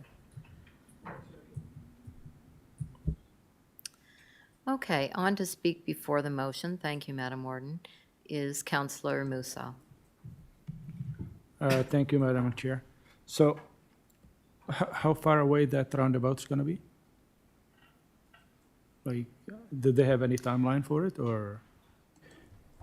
Through you, Madam Chair, there's no finite plan at this point. Could be in the next couple of years. It depends on the project schedule with the province. And I know with the roundabout they have crosswalks, or they usually have crosswalks wherever they have roundabout. So is that gonna act the same as the crosswalk we're gonna put, or it's not gonna be able to cross from one side of the highway to the other side, like with a roundabout in there? So. Through you, Madam Chair, I can't speak to specific details about that proposed roundabout. Usually, like in other roundabouts. Typically, there are crossing areas in roundabout approaches. If that was the case, then that could potentially reduce the need to cross further up. However, it is a risk. It depends on if that's implemented or not in that design. Okay. So. Okay. Is that all, Councillor Musa? Yeah. Thank you. Next to speak is Councillor McPhee. Thank you, Madam Chair.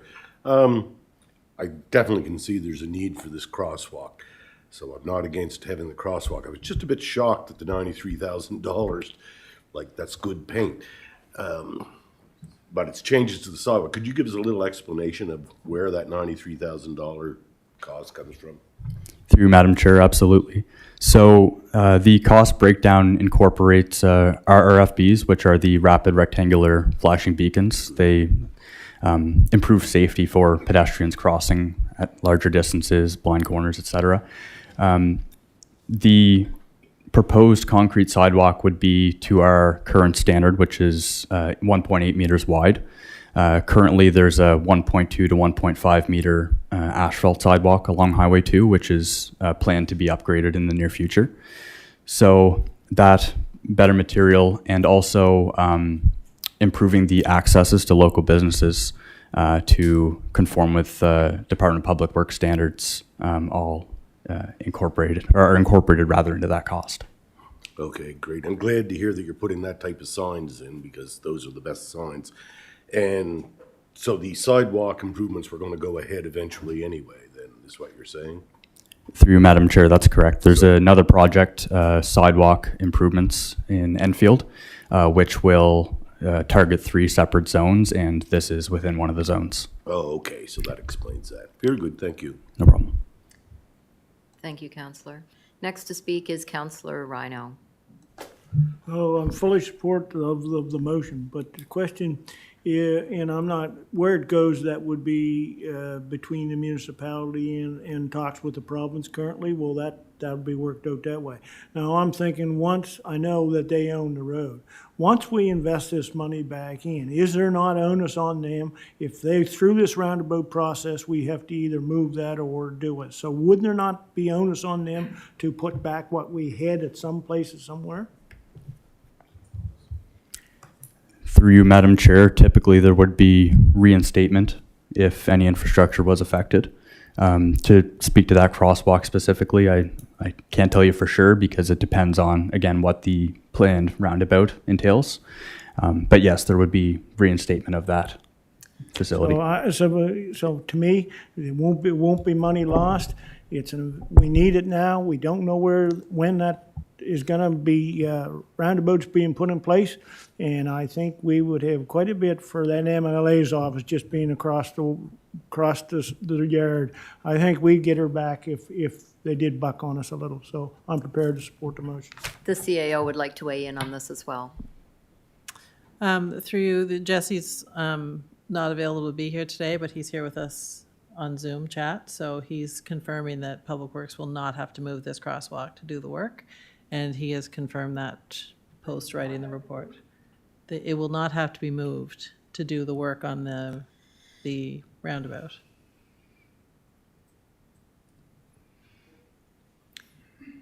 Thank you. And last to speak is Councillor Perry. Thank you, Madam Chair.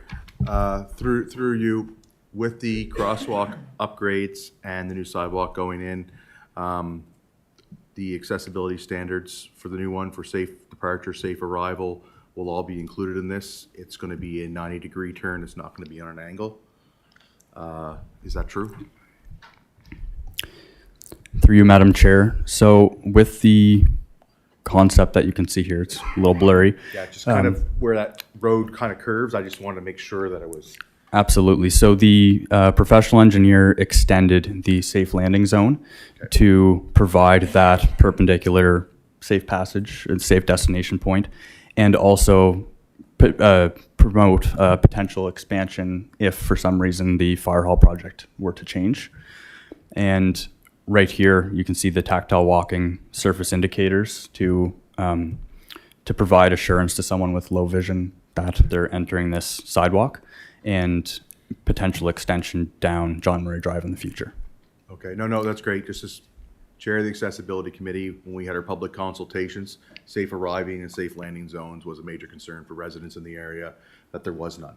And that some of the crossings were on angles and it's not always easy to do, so I'm glad to see that. Thank you. Yeah, and a little further to that too, staff have been in contact with the Department of Public Works throughout this process, as it is, high traffic area. And we've implemented their new standard to have high friction thermoplastic material for the zebra crosswalk instead of standard paint. Thank you, Councillor. Seeing no one left to speak, Madam Warden, if you would take the chair, I'd just like to comment. Okay. Just to give some insight on this, this is an application that has been approved after multiple applications over the past number of years.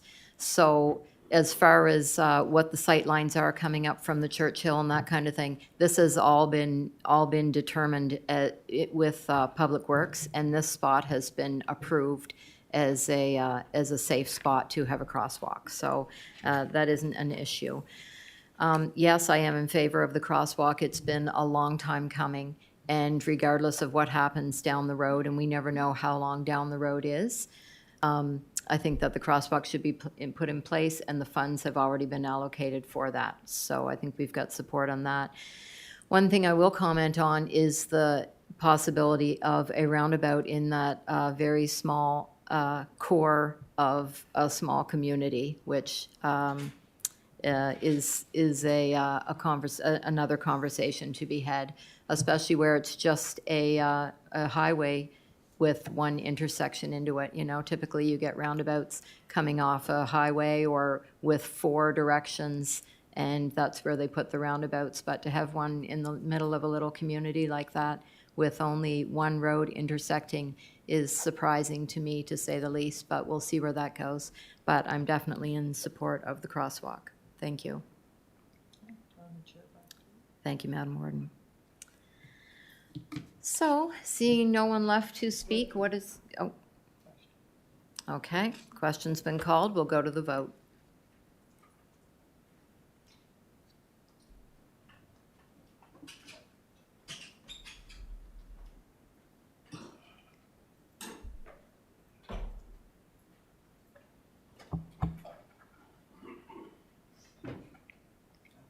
Is that all of us? Okay, and the vote has passed unanimously. And thank you for your presentation. Okay, seeing nothing else on the infrastructure and operations, I'll be looking for a motion to adjourn.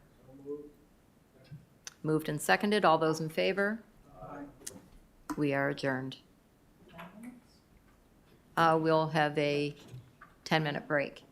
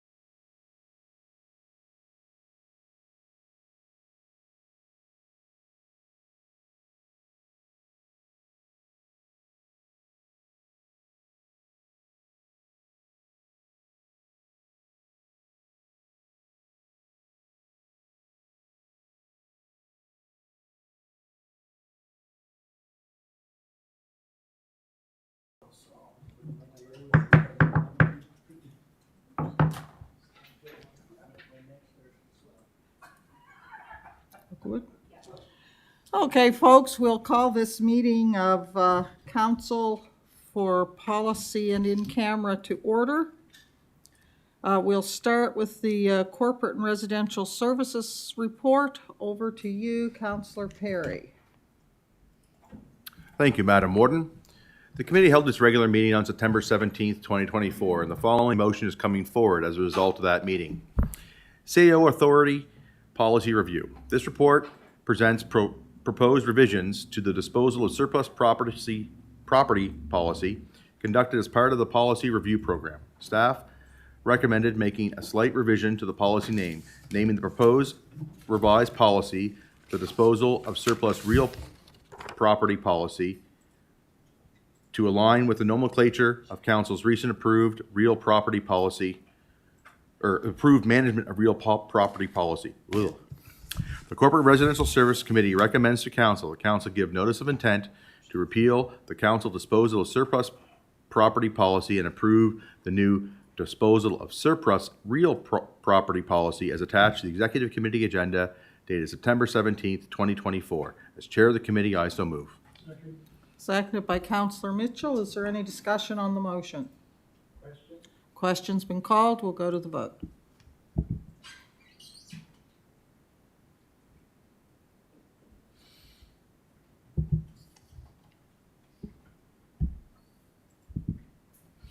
And the motion is passed unanimously. We move that the Corporate and Residential Service Committee recommends to Council that Council give notice of intent. Oops, sorry. Move, that one's already done. Move that Corporate Residential Service Committee recommend to Council that Council give approval to add $10,000 to come from the Fire Training Reserve Fund for the Hants North Training Facility. Seconded by Councillor Rhino. Is there any discussion on the motion? Question has been called.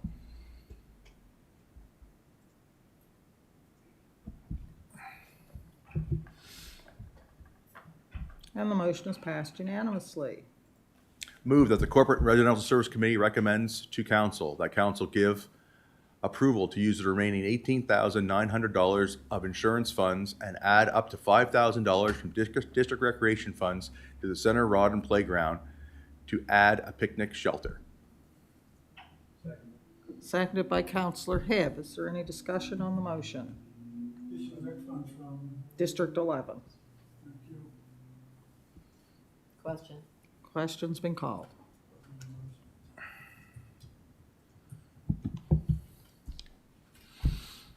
And the motion is passed unanimously. As Chair of the Committee, I move the adoption of this report. Moved and seconded. All those in favor? Aye. Contrary? Motion is carried. Next on the agenda, I will return to the in-camera session that was carried over from the Corporate and Residential Services Committee this morning. We will have further in-camera contractual issues and land issues to follow that, one of which is carried from Infrastructure and Operations, which is also a contractual issue. So I'd be looking for a motion to go in camera. Moved by Councillor Mitchell, seconded by Councillor Hebb. All those in favor? Aye. Contrary? Motion is carried. We will give staff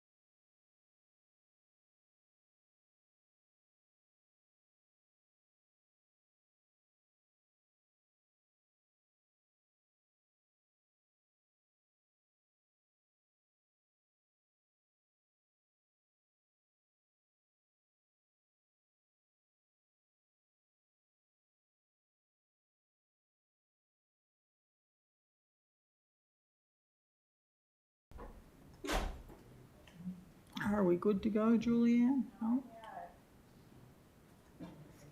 You're good to go. All right, I would report. Are we good to go, Julianne? No?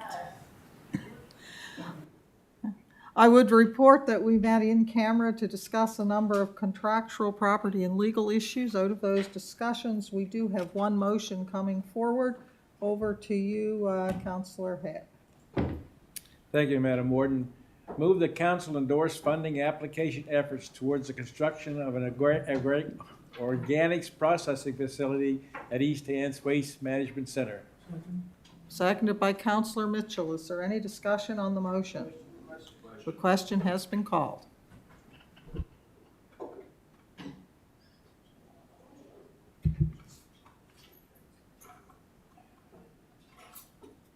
Someone has not voted. And the motion is passed unanimously. That concludes the business on the agenda for today. I thank you, folks. It's been a long day, but a productive one. I would be looking for a motion to adjourn. Moved by Councillor Perry, seconded by Councillor Musa. All those in favor? Contrary? Motion is carried. We are adjourned. Staff will let us know